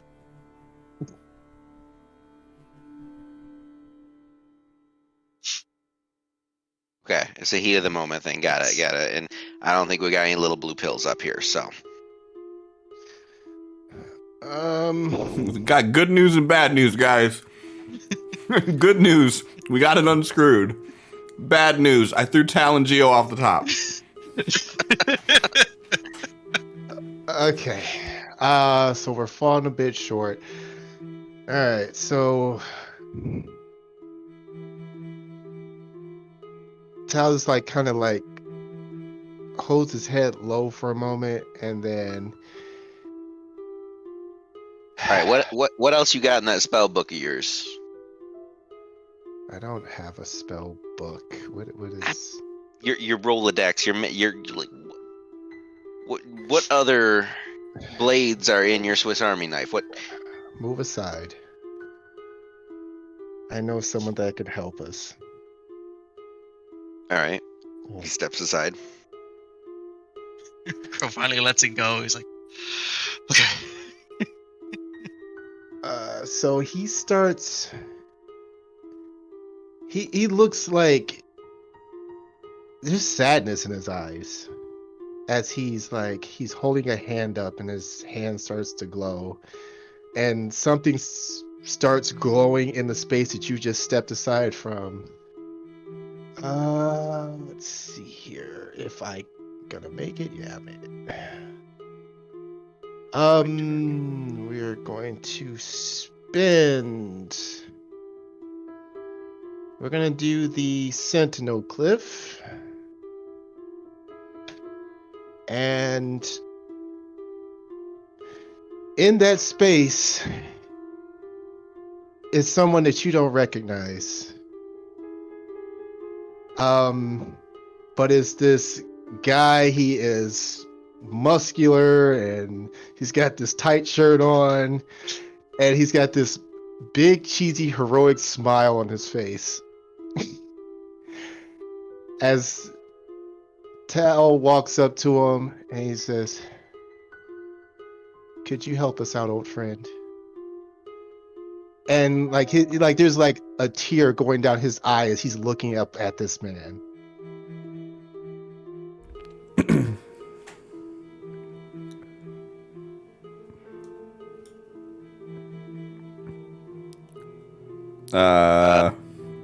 Is it with the 9 on notice? Do I remember this dude from when I was on the strip and Tal and other people were running from a falling helicopter?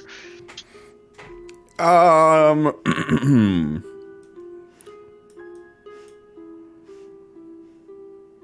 just barely made it out of the explosion with that one. Yeah. I burnt the fuck in that event. No, you didn't. That poor Feely boy did. His whole rear end. That's right. Yeah, he got like really fired on that one. Back. Yeah, here we go. That's better. Okay. I bennied for the sake of the story on that one. Yeah. So he walks up to it and he just grabs it and you start hearing. And while he's doing that, Geo with his big mouth is gonna lean over to Crow and nudge him a bit and say, "Hey, that's one of the other people that was running from the helicopter falling on the strip." Are you trying to say this quietly? Not he's saying it quietly, but he's not like trying to say it quietly. He's not like whispering. So it's pretty easy to hear, yeah. Give me a notice roll then, John. Do with that information as you will.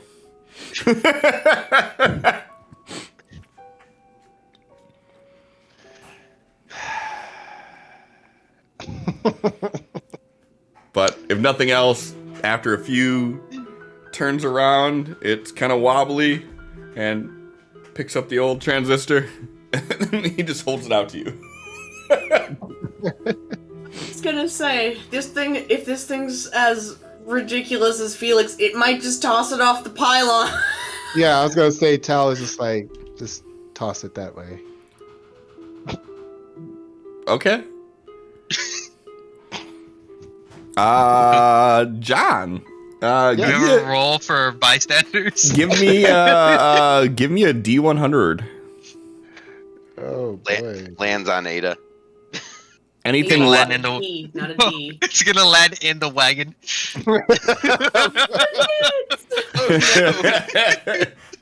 You're good. Okay. Yeah, so this mysterious, strong, heroic fellow takes the burnt pylon or the burnt transistor and just chucks it off the side of the pylon. Bro's like Uh, sizing himself up to this guy. Gio's like Puff on doing his that whole, chest. like when Tal says throw it off the side. Gio's doing that. Even 150 feet in the air, you guys still hear as it hits the ground. And Tal's gonna lean into this big, massive man and whisper something, and then the big guy turns around, and he goes over and puts his massive hand on Gio's shoulder, and Tal goes, "What do you know about that incident?" I don't know. I was just walking down the street, and the police had it cordoned off, and then there was like a commotion, and like I was trying to, record a video of it because, like I had my phone and put that stuff on YouTube. And then there was like a helicopter falling and people running, and like that's why I know how big a helicopter is, because I wasn't exactly close, but I wasn't far away. Let's not talk about that ever again. Okay. I already told Kay I knew about it. She was in my head.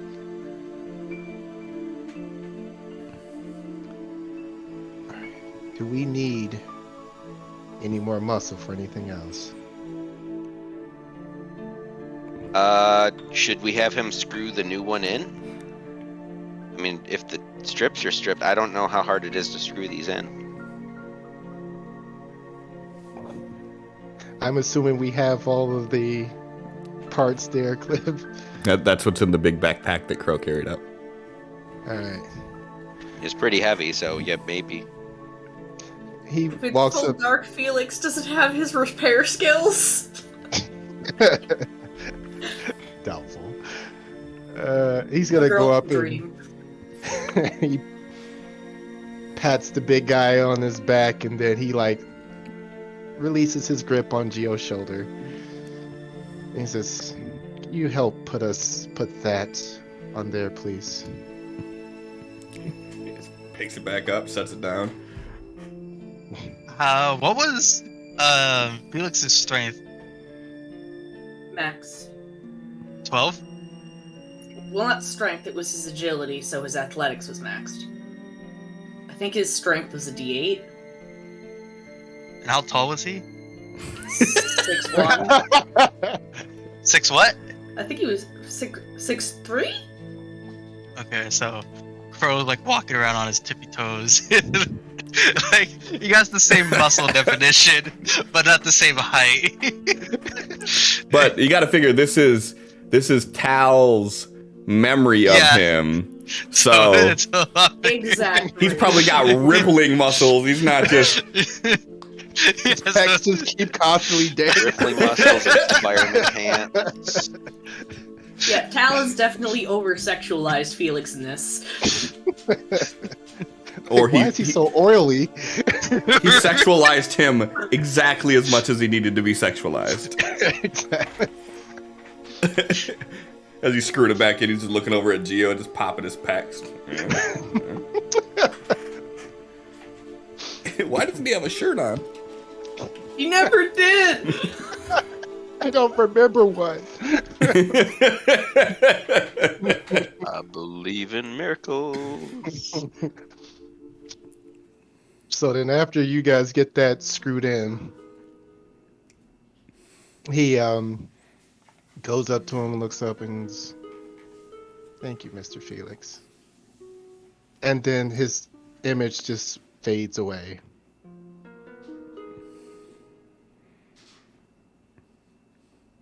And Tal just kind of turns around and he's just kind of looking out over the horizon with his back to you.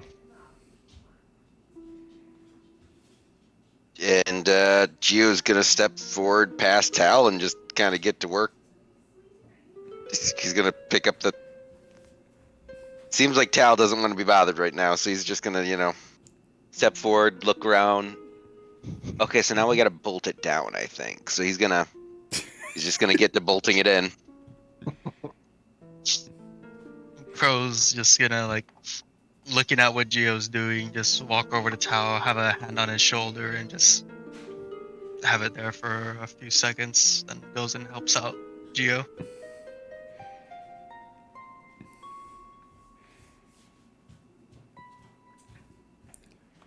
All right. Well, you get the bolts back in.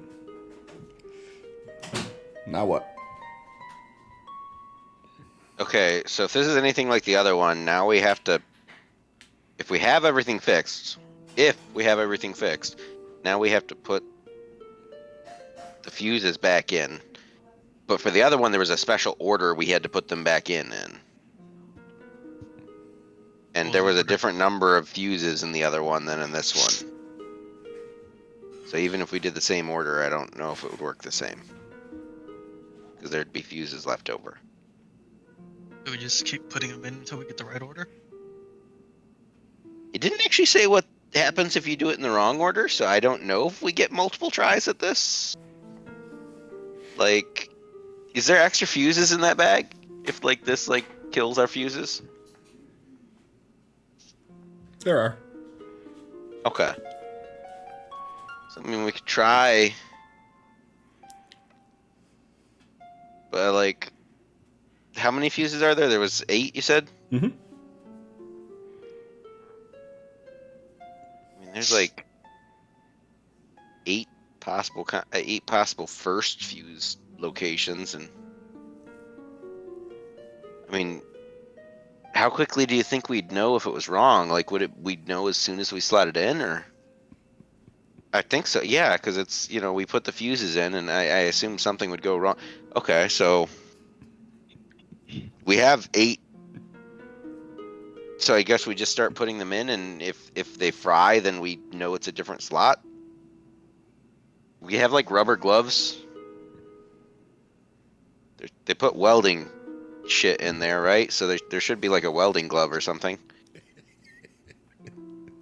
I was just constantly nodding.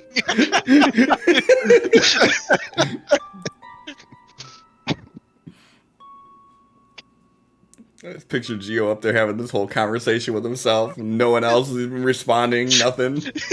And as he's doing it, he's looking for the stuff. So he goes in the bag and looks for gloves, as he's saying we should at least have welding gloves. Rubber gloves would be better, but there's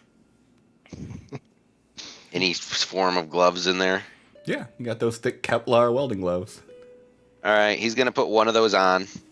He's gonna pick up a fuse, and he remembers the other one started with the first fuse, so he's gonna start with the first fuse.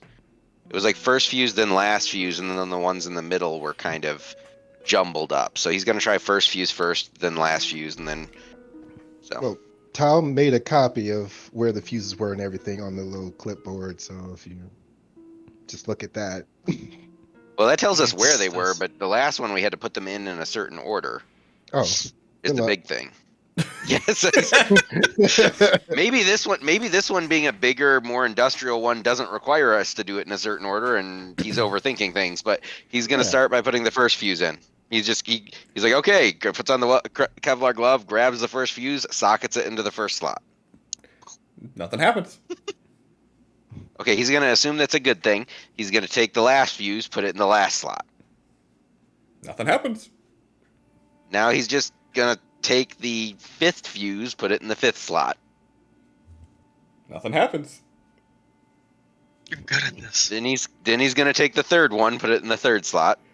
Okay. So as you do that, you hear a humming noise coming from the right transistor, and it starts to wind up, and it gets gradually louder.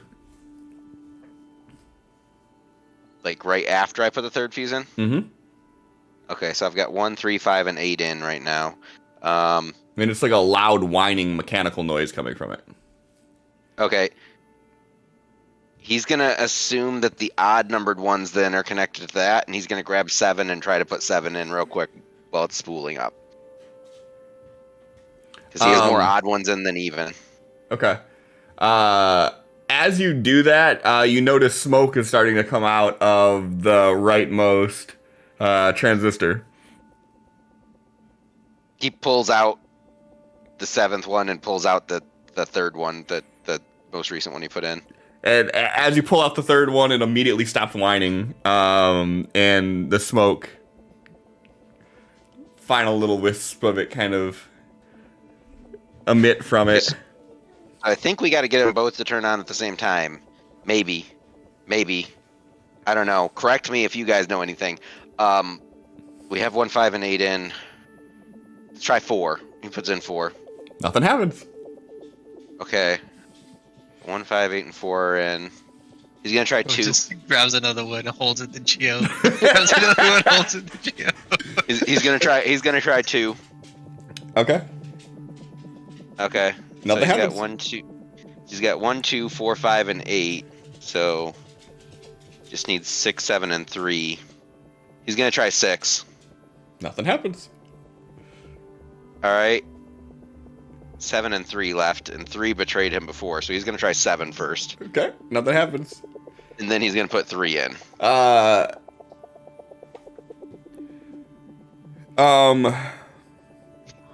or low? High. Oh, no. So, Can I Benny that?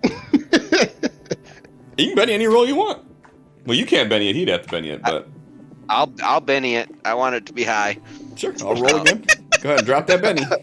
I'll Benny it to make it high. That works. That's pretty high. Hey. There's the high. So as you're screwing the last one in, you hear all 3 of the transistors start to hum to life. And it's not like a loud mechanical hum, but you actually hear like the electrical kind of coming through them. And as you finish screwing the last one in, you see a little spark kind of jolt out and hits your Kevlar glove. He's like pulls the like after he finishes screwing it in, he hurries up and makes sure it's screwed in all the way, and then pulls the glove back. He's like, okay,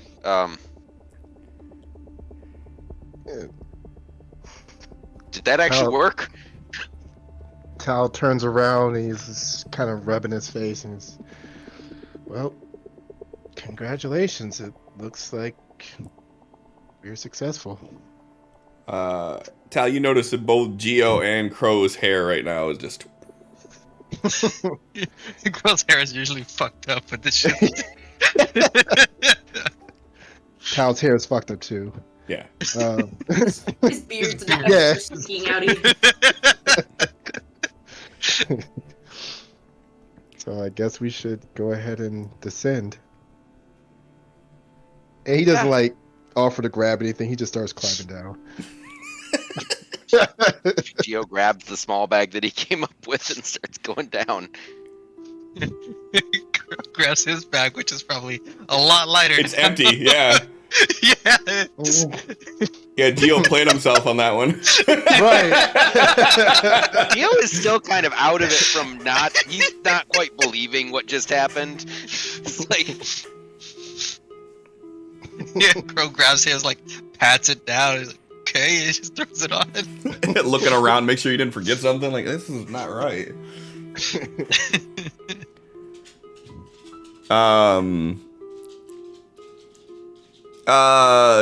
Everybody go ahead and give me a notice roll. Do we notice the flames? When you say everybody, We you mean noticed- everybody, yes? Yeah, everybody. I'm zoned the fuck everybody- out, apparently. You're too busy, you got tears in your eyes thinking about Mr. Felix. Notice Allergies. is Allergies. That's why. No, that's like the 4th notice I've aced tonight. That's the 4th notice I've aced tonight. Tal just walks to the ladder and just goes, jumps. Just ragdolls all the way down. What happened to Mr. Tal? Oh, he didn't notice that ladder. We succeeded. He just killed himself. I don't know. He's done. Job was done.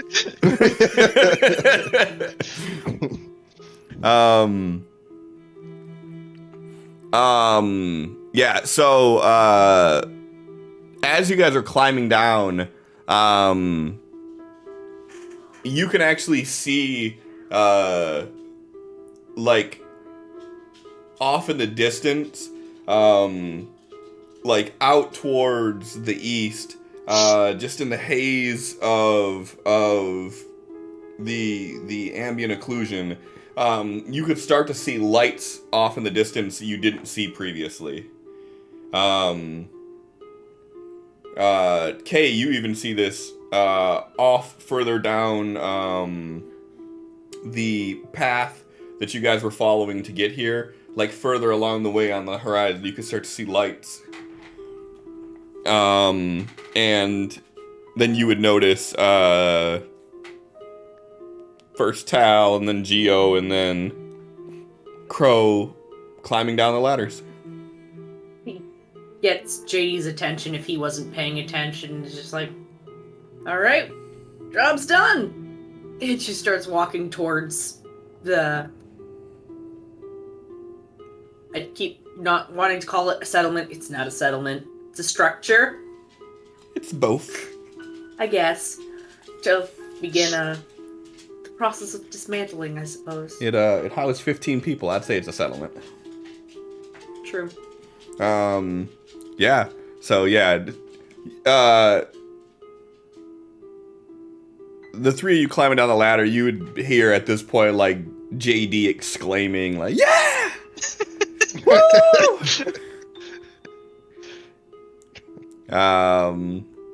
And by the time you guys make it down, JD's already there. Like, he ran. He just kind of ran ahead of everybody. And as soon as he sees Tal, he's like, "Tal! The prodigal child returns! You did it!" Nice and easy. Poor Geo! Never gets the credit he deserves! I don't know. Last time I got the credit I deserved. Tal just gave you his money. Yeah, He did not get exactly. credit. Exactly. That's the important part. If they knew that I did, Everything enough else. of the, yeah, they might expect me to do it again in the future. Uh-huh. The money's the important part. The money doesn't come with expectations. Yeah, so he kind of greets you as you get there, and he's like grabbing you and like he hugs you, and he's like, "This is gonna be such a big deal for all of us. Get this going. This is such a big win. I knew you could do it. Never doubted you for a second." That's good. Why don't you head back and get a bottle of water, relax. Crow, Geo, you two help out around here. We're going to start dismantling the structure around this pylon. We got to make sure that it's not a fire hazard.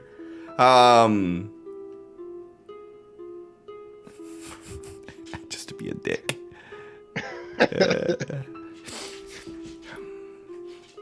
Why do you guys smell like burning wires? Never mind. We got this working. That's all that matters.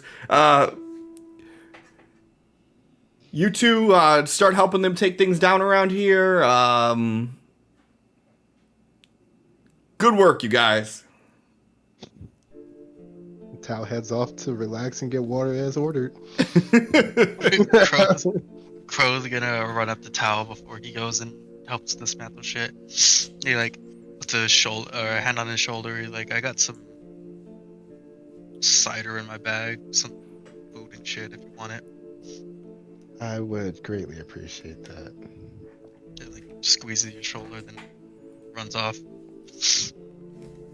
And Tal keeps heading back. Just for continuity's sake, so when Kay heads back, does she tell Ava to follow her again? Or is Ava still just standing there?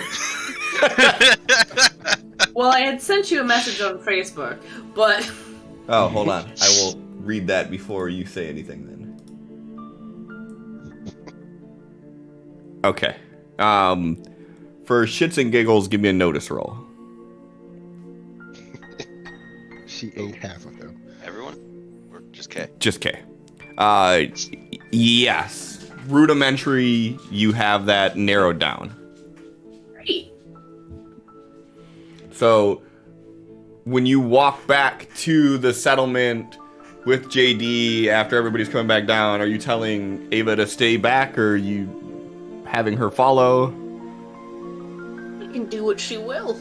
She can decide to come with, or she can remain. She literally cannot. Doesn't have a will. Yes, but after what she had done, she wouldn't tell Bear to stay or Bear to come.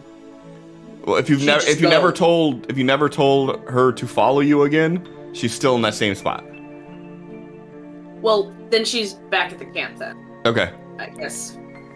Yeah. So like it literally it you can't mind link with it. It has to be verbal communication only, and it literally only does what it's told. I mean, Tao's heading back to that spot anyway, so it's fine. Yeah, that I just wanted to make sure. I didn't know, like, I just had an image of this giant bear just standing like half in the woods, half out the woods, just. It's like, what the fuck, man? Don't worry about it.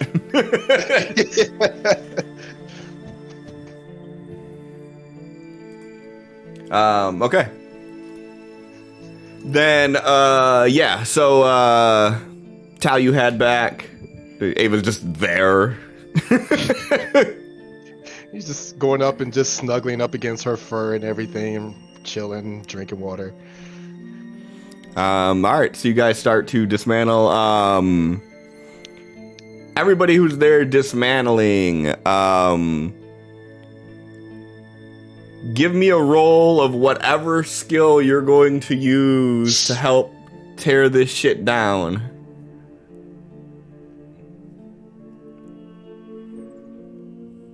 Is where'd JD go? He's there. Okay. He's helping too. He's getting his hands dirty. I should have been fighting.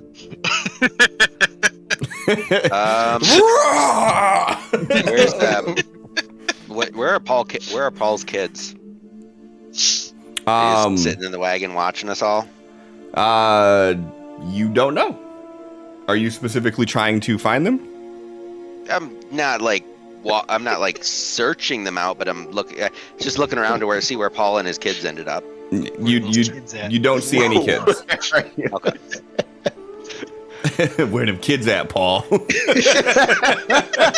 Like, bro, Did you get the fuck out of my settlement? No, it's more. I was just wondering if Gio saw them, because what he does would be different. Because instead of being fully focusing on dismantling, he would have been putting on a show. goofing around, putting on a show for the kids. He would have still been dismantling while doing it, but it would have been a lot lackluster. In that case, I'll do athletics. Okay. And I'm assuming common knowledge for like just knowing like how to take apart the. Yeah, like standard. I have a hammer. There's a nail. Doesn't take much brain power. Yeah, right. Gio and Crow are like,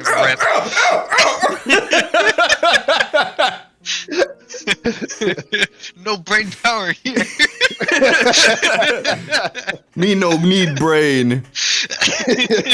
Only strong. And she's just like, they put this together literally by driving nails. So therefore there's hammer. I'm gonna ask somebody who's here for hammer. Great. Now I'm going to use that to take it apart. There's a lot of ones. There's a lot of ones in that. Notice that. They only need to hit a 60 on average, so I'm not really gonna. That one guy with the 17 made up for it. The one guy with the 17 literally made up for what? 4 people's worth, so 3 others. So Yeah. 1, 2, 3 of those ones. 5. Yeah. Like, move out of the way. Slackers. Because the Fucking kids kids. are trying to help. They're trying to do it like Crow's doing it. They're just hanging from it.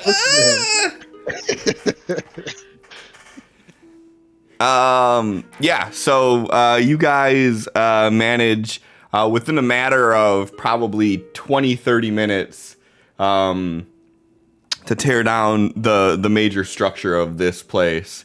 And Kay, I assume just off bat, given your personality, you'd probably looking at like Paul for visual cues and shit, and you could definitely see like he's pained to do this. Mm-hmm. And you know, a lot of the others that are part of this group too, they're they're joking about stories, and you hear, you know, people talking about like how one of them fell from the second story when they were trying to put the foundation in, and you know, knocked the wind out of himself and was laying there, and they're kind of reminiscing about just the tribulations that they went through to build everything up as they're tearing it all down. That's where all those ones came from. Yeah, reenactments. Their hearts aren't in it. And then, yes, like I said, so about 20-30 minutes or so, you guys have most of everything tore down to the point of JD saying, all right, it's good enough. We can start heading back now. And yeah, so then everybody starts grabbing their things, getting ready.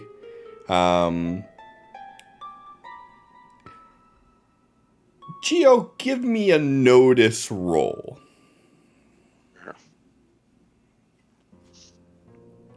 Hey, first time it hasn't exploded tonight. So Sita, you specifically asked. You did not see any of the kids the whole time this was going on. That's a little sus. So, and at the after everything's done, you see Paul loading up. He's got this little like pull behind wagon, and it's like a fully like covered cargo space for it. And he grabs the handle and he starts walking with that. Well, was gonna look for Paul next since I didn't see the kids. Gonna head up to Paul and be like, "Are the kids okay? I haven't seen them in a couple of like half an hour. Like they didn't wander off, did they?" No, they're in the wagon here. With everything that's going on, I just want to make sure that they stay safe. So, no offense to you all, but limiting their exposure is... Oh no, I mean bunch of guys doing construction. The amount of curse words they got thrown around, that's probably a good idea. He chuckles. He's like, yeah, amongst other things. Gio's just gonna shrug and start walking. And Tal, you see everybody like 30 minutes, 40 minutes later, making their way over to where you're at. And they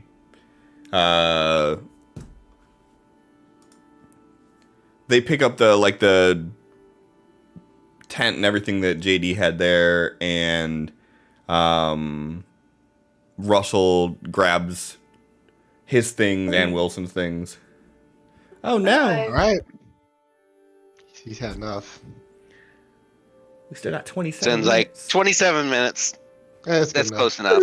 Yeah. All right, now I open chat. Apparently, we're going with this trend again. What the? Kid, you get back here right now.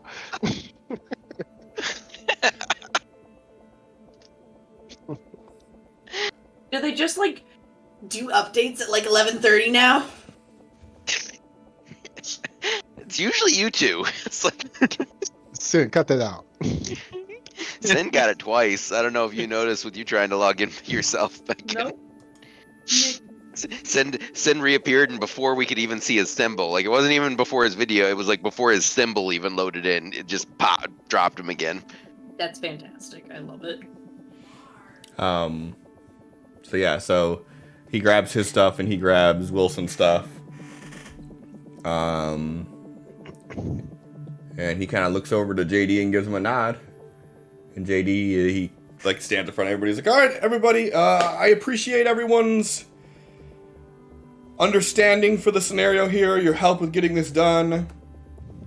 We're going to do our best to get you acclimated back into New Eden, or First Light if you choose. And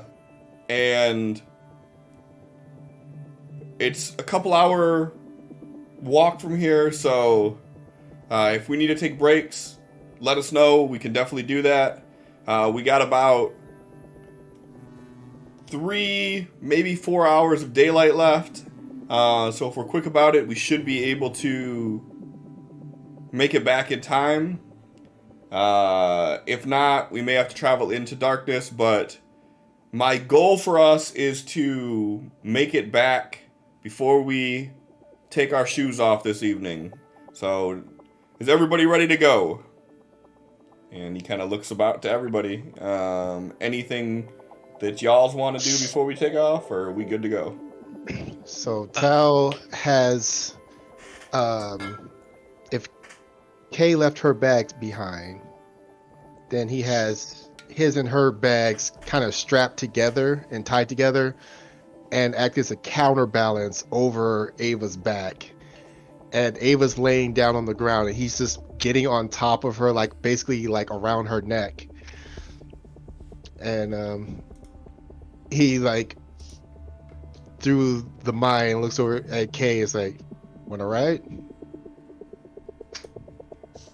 I think I'd better stay down here because I, kind of the face of the power company for this group, I guess. So, figured I should make my rounds, talk to each adult for at least a little bit. Ew, yeah, you do that. Yeah, gotta go do the social thing. And then he, Has the collective group seen this bear yet?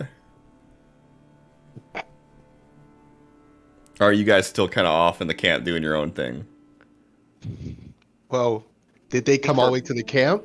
I mean, they came like in that direction to get the stuff, but they would have no reason to like go through the tree line and actually go to where the camp is now. Okay, then Tal goes, all right, up, and we're gonna go that way. And then he's directing her to walk out towards the group. Give me a roll on the riding skill, please. She is going slowly. It's not like a fucking horse gallop or anything. Well, yeah, but you don't have a whole lot of experience riding animals. I got Denny's. Hold on. Aha! All right, good enough. Good enough for a pass.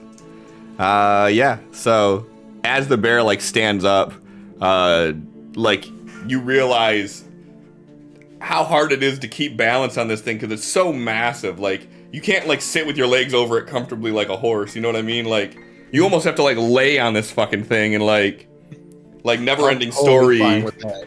Yeah. He's just like, yeah. All right. So Kay, here's one for you. As Tal comes strolling out on this bear, the collective group freaks the fuck out. You got this.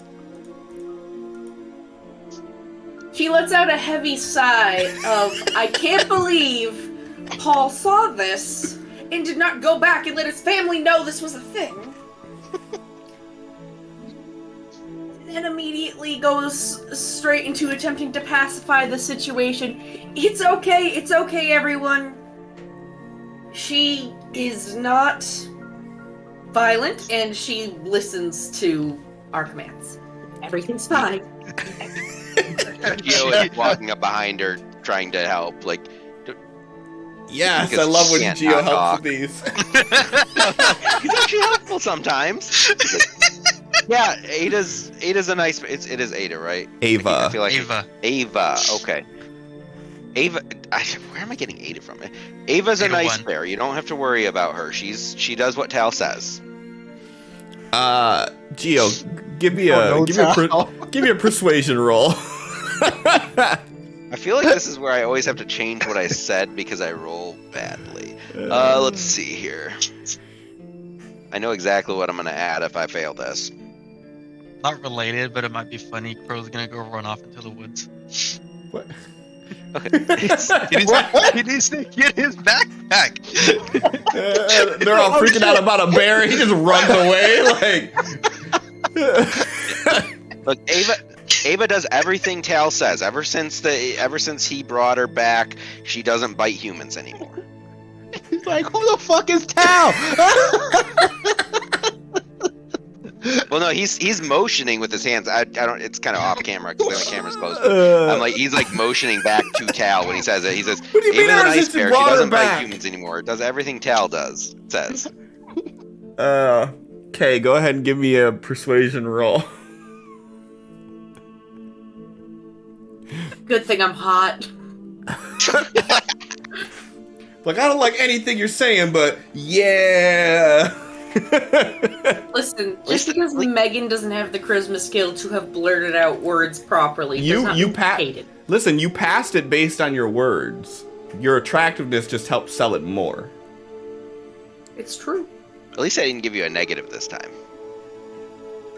It's better than Hex ever did. He never passed because of his words. It was always the fame and attractiveness.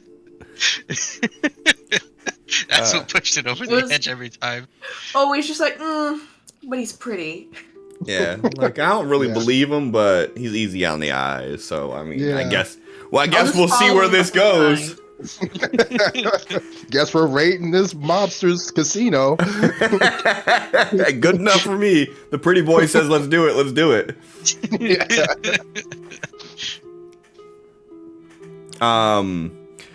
Okay, yeah. So it takes a little convincing, and Crow running off doesn't help. But Comes back like 5 minutes later. The murmurs kind of die down after a bit, and Paul's like, "All right, everybody, let's just focus on what's ahead of us here. These people came out of their way and did all this.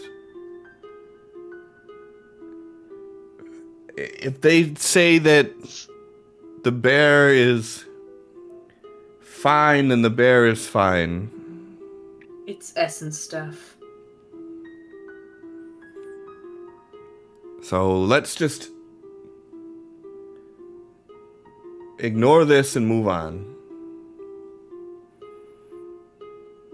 And you hear them all grumbling, "Yeah, you're gonna ignore a 10-foot bear." Where's the helicopter?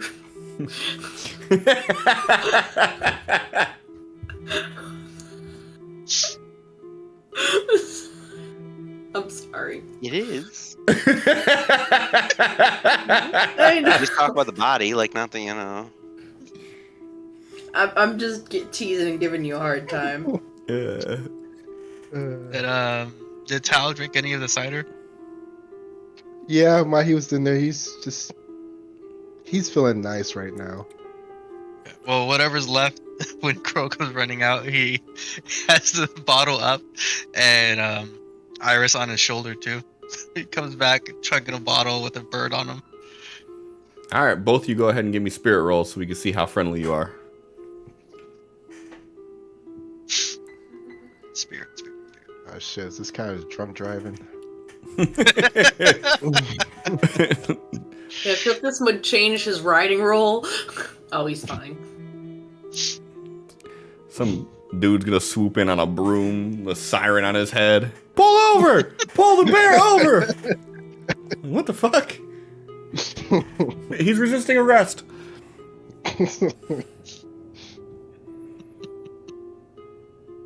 I count again.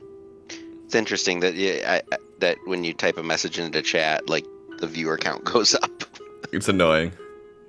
You learn to live with it, though. I don't do it for the views. I do it for the experience. Stuff and things. All right, so yeah, so you guys head on your way. Was there anything else that you guys wanted to do before we take off, or is that it? No, we're just gonna let Wilson be dead. Okay. Fuck that guy. That's a good point. Gio wanted to go look for him in the morning, but he kind of got woken up and put to work. Does Gio remember about Wilson? Give me a smart roll. Yeah. Wilson.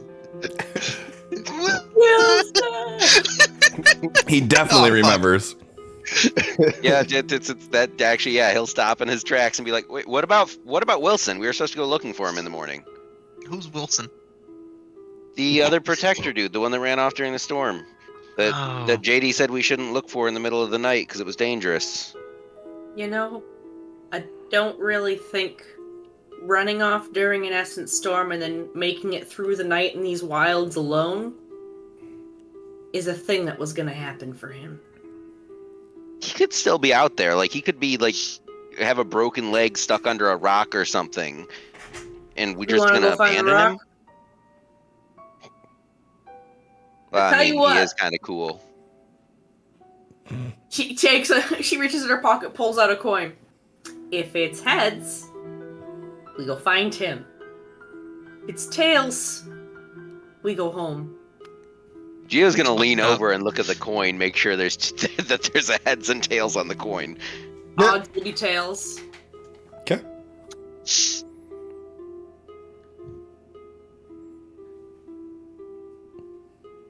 We go home. She starts walking.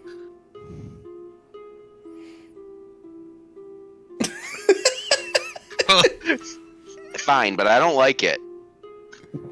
Bro, like, leans over to Tal. Is that how the humans determine who survives? It's fucked up. I have never seen it before, but Leans over. Tal's like laying on a giant bear that's like. yep. Okay, so Meanwhile, with that notice, would Kay have heard him say that? I'm gonna really say whispering. I'm gonna say probably In a crowd. no, because I'm thinking that Kay is probably like leading the pack, and I'm assuming that Tal is probably on the back of the group. Yeah. So you got 15 Gio. people plus all talking amongst themselves. Probably not. No, Okay. not unless you were like specifically trying to hear what they were saying. Nope. Gio's just following. Well, with that notice, you probably hear Gio grumbling as he's following you. Thinks she's Harvey friggin' Dent.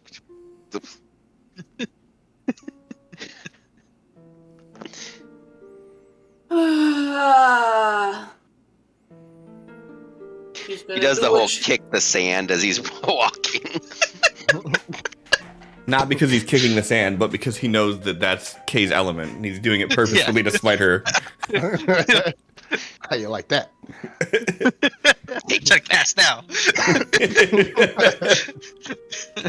to Gio's mind. Stop throwing a temper tantrum.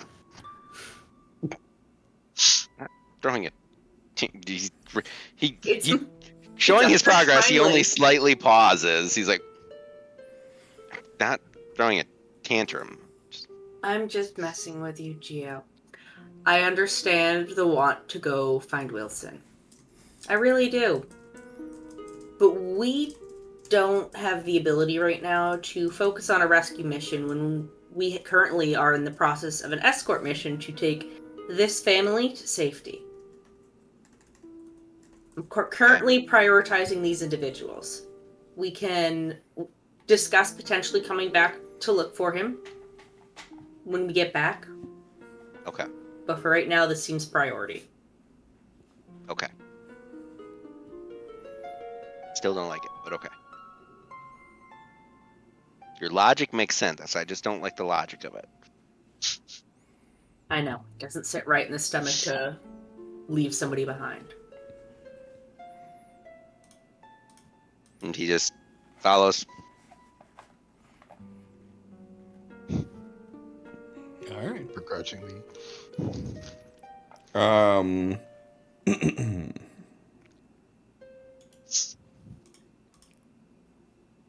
Yeah. They see me rolling. That's how much damage you all take. No, I knew it. So, you guys managed to travel without any stops. The whole way through. Are there any That one specific guy complaining. guys? Excuse me. Stub my toe. I need to poopy. Does there happen to be 5 people that seem like they're lagging a little compared to everyone else? Sure, if you were looking specifically, you could find that pattern. Are there any specific interactions you guys are trying to have? Conversations with anyone in particular, or anything like that during the trip? I mean, Kay's kind of made her way around talking to each and every individual that was a part of this group. Just trying to make them feel more comfortable and at ease that they're moving to a new place, that they are not going to know people. Just telling them any information they might want to know, answering whatever questions she can, stuff like that. What die is your persuasion die? Persuasion is a d6 plus 2. Okay. Right click on that d6 at the bottom of the screen. Or actually, that wouldn't. Yeah. Right click on the d6 at the bottom of the screen, and click on the 15, and then roll that. It's always so satisfying. I know. Oh. Good game. All right. So in general, overall reception is really positive. And that didn't even take my plus 2 to each conversation into account. Nope, sure didn't. You got another 30 to that. Damn. Yep. So everybody has a fairly open and receptive mindset to this. What was that? Nothing. Okay.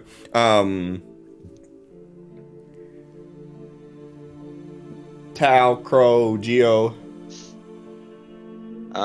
Geo is about when we're about an hour from town.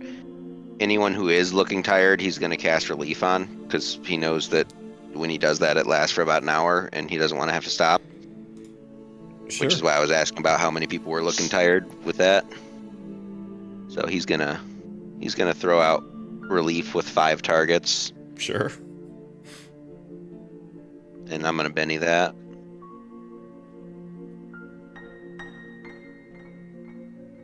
All right, so he hits the 5 people that didn't make their checks there to give them the relief to ignore up to a level of fatigue for an hour when we're about an hour from town. Sure. That's perfect. Crow, Tal. Bro's kind of minding his own business, staying away from the majority of the group for the entire time. Okay.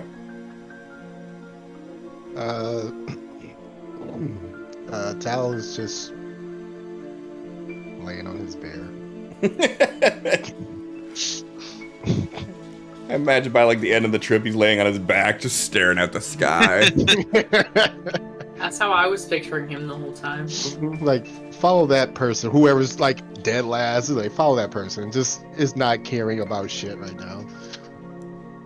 The person Oh, yeah, runs and to the front of the crowd. The bear just bowls everybody over. Oh, God.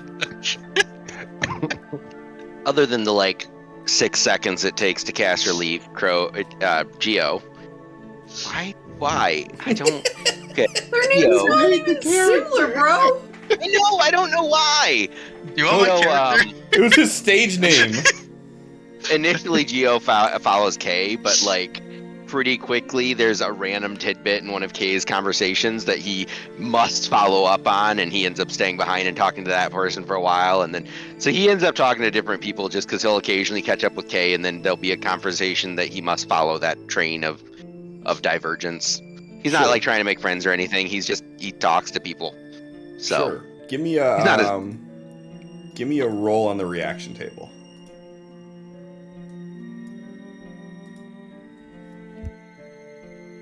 Let's see how receptive they are to you.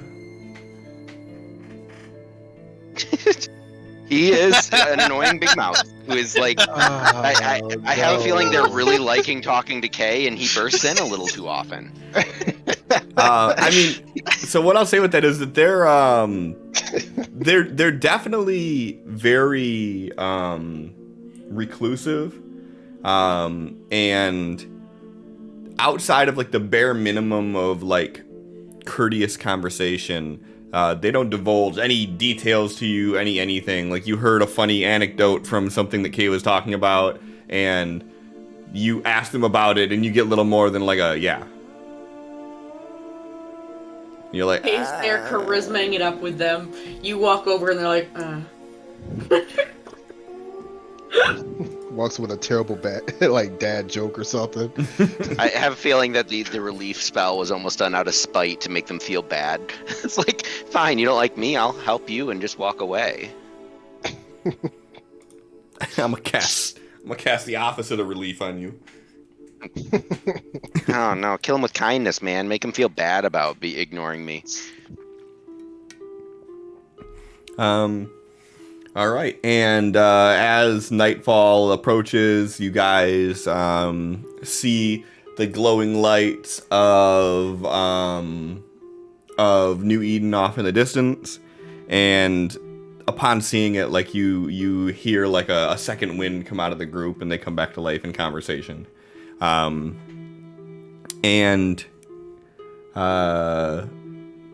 Paul catches up to, or more so like kind of ushers Kay over, because he's towing a wagon behind. He's not trying to like run like boom, boom, boom, boom, boom. And he's like, Four-year-old comes tumbling out of the back, friggin' I forget the name of her, but quick question: if we're just walking and or riding, are we able to recover any PowerPoints or no? You can. Sweet. I assume that you probably had a fairly relaxing time since how you passed your riding roll and you were just laying on a giant fucking bear the whole time. I'm nice and relaxed. I don't know when everybody looks so exhausted. How many hours has it been? It takes about 4 or so. If it's at least 2, I'm good. All right. That's all John gives a fuck about. Fuck y'all, I'm good. Kay's all fucking, her lips are all just pale and cracked from been walking and talking for 4 hours straight. Tal's all like, I'm good to go. So underestimate my power if you think I can't talk for 4 hours straight. And walk. Well, trip, but I can do it. So Paul ushers Kay over, and he's like, so how are we doing the arrangements? We're all gonna get a week's stay up at one of the hotels. He just kind of pauses, tight smiles for a second. She's like, hey, JD! He's talking to like one of the people, and he's like, yeah, what's up? Can you come here? Like, yeah. He like excuses himself out of the conversation, walks over. He's like, so what's going on?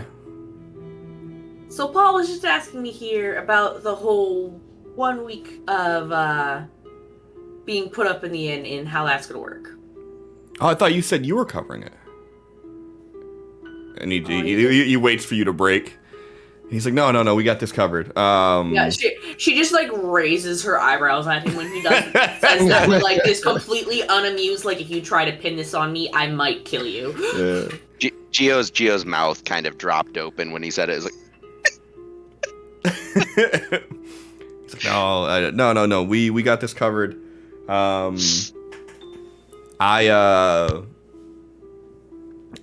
can for sure get him set up here in New Eden. If they prefer first light, I'd probably have to have a discussion with the governor and the chiefs. But we can make it work either way. But I assume we're just going to stay here in New Eden. Probably for the first bit, yeah, but when we were walking between the two, in the divide, there was a home they liked that was more towards the first light side of things. Sure. If that's what they decide they want to make permanent residence, that's completely fine. Ideally, once we put, the less than desirable past behind us, these two cities will return as one. So yeah. So we'll head in to the city. I'll kind of lead the crowd over to the hotel here, and we'll get a couple rooms. Depending on what they have, probably be like 5 rooms, and you guys can split it up 3 each, however you want to do that. And we'll talk to the governor tomorrow, get everything organized, all the papers signed for what we need to do here, and we'll go from there. And Paul just kind of nods at him, and JD reached out to shake his hand. They shake hands. And he's like, yeah, and if you need anything else, don't hesitate to ask Kay, and she can kind of be the point of contact for all this. And he pats you on the back, and he walks away.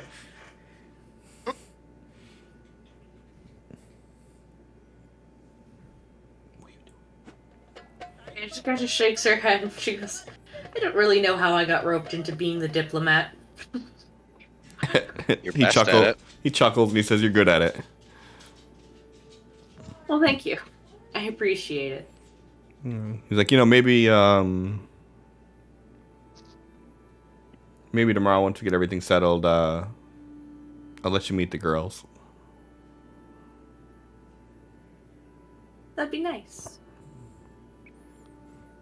And he kind of just turns backwards and looks at the covered wagon. And it's a canvas-sized wagon, and it has a makeshift frame built on it. You notice that there's cloth, and it looks like black garbage bags on top of it. It's completely makeshift that he put this thing together. Is it fully covered in the sense that air cannot get in this wagon? I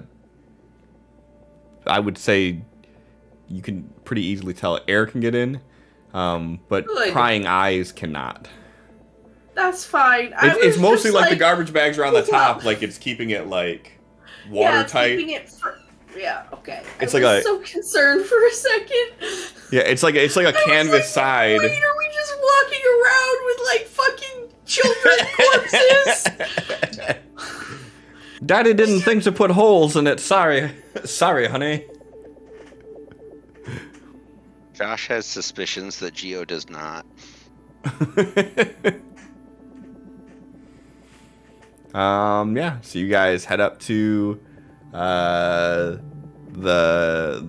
motel there, and JD comes in, and he walks back out, and he's like, all right, I got 5 rooms. How do you guys want to divvy this up? And he starts handing out the keys, and that's where we'll end it at tonight. We'll end it on an upbeat. And then next week, kill everybody with mosquitoes or something. I don't know. Kill everybody with the essence-infused creatures he's hiding inside that wagon. Yeah, exactly. Sure, we're not actually able to go fully into the town with the fucking bear. That's something that we'll discuss next week. I don't see the problem. So as a reminder, next week we will be moving from Wednesdays to Thursdays. Still 8 p.m. Eastern, but a day later. Yeah. So, this is a fun one. This was stupid fun. I enjoy these putting you guys in the spot to do dumb things moments. But for now, let's see who is online that we can raid to. It's Corn. It's Corn.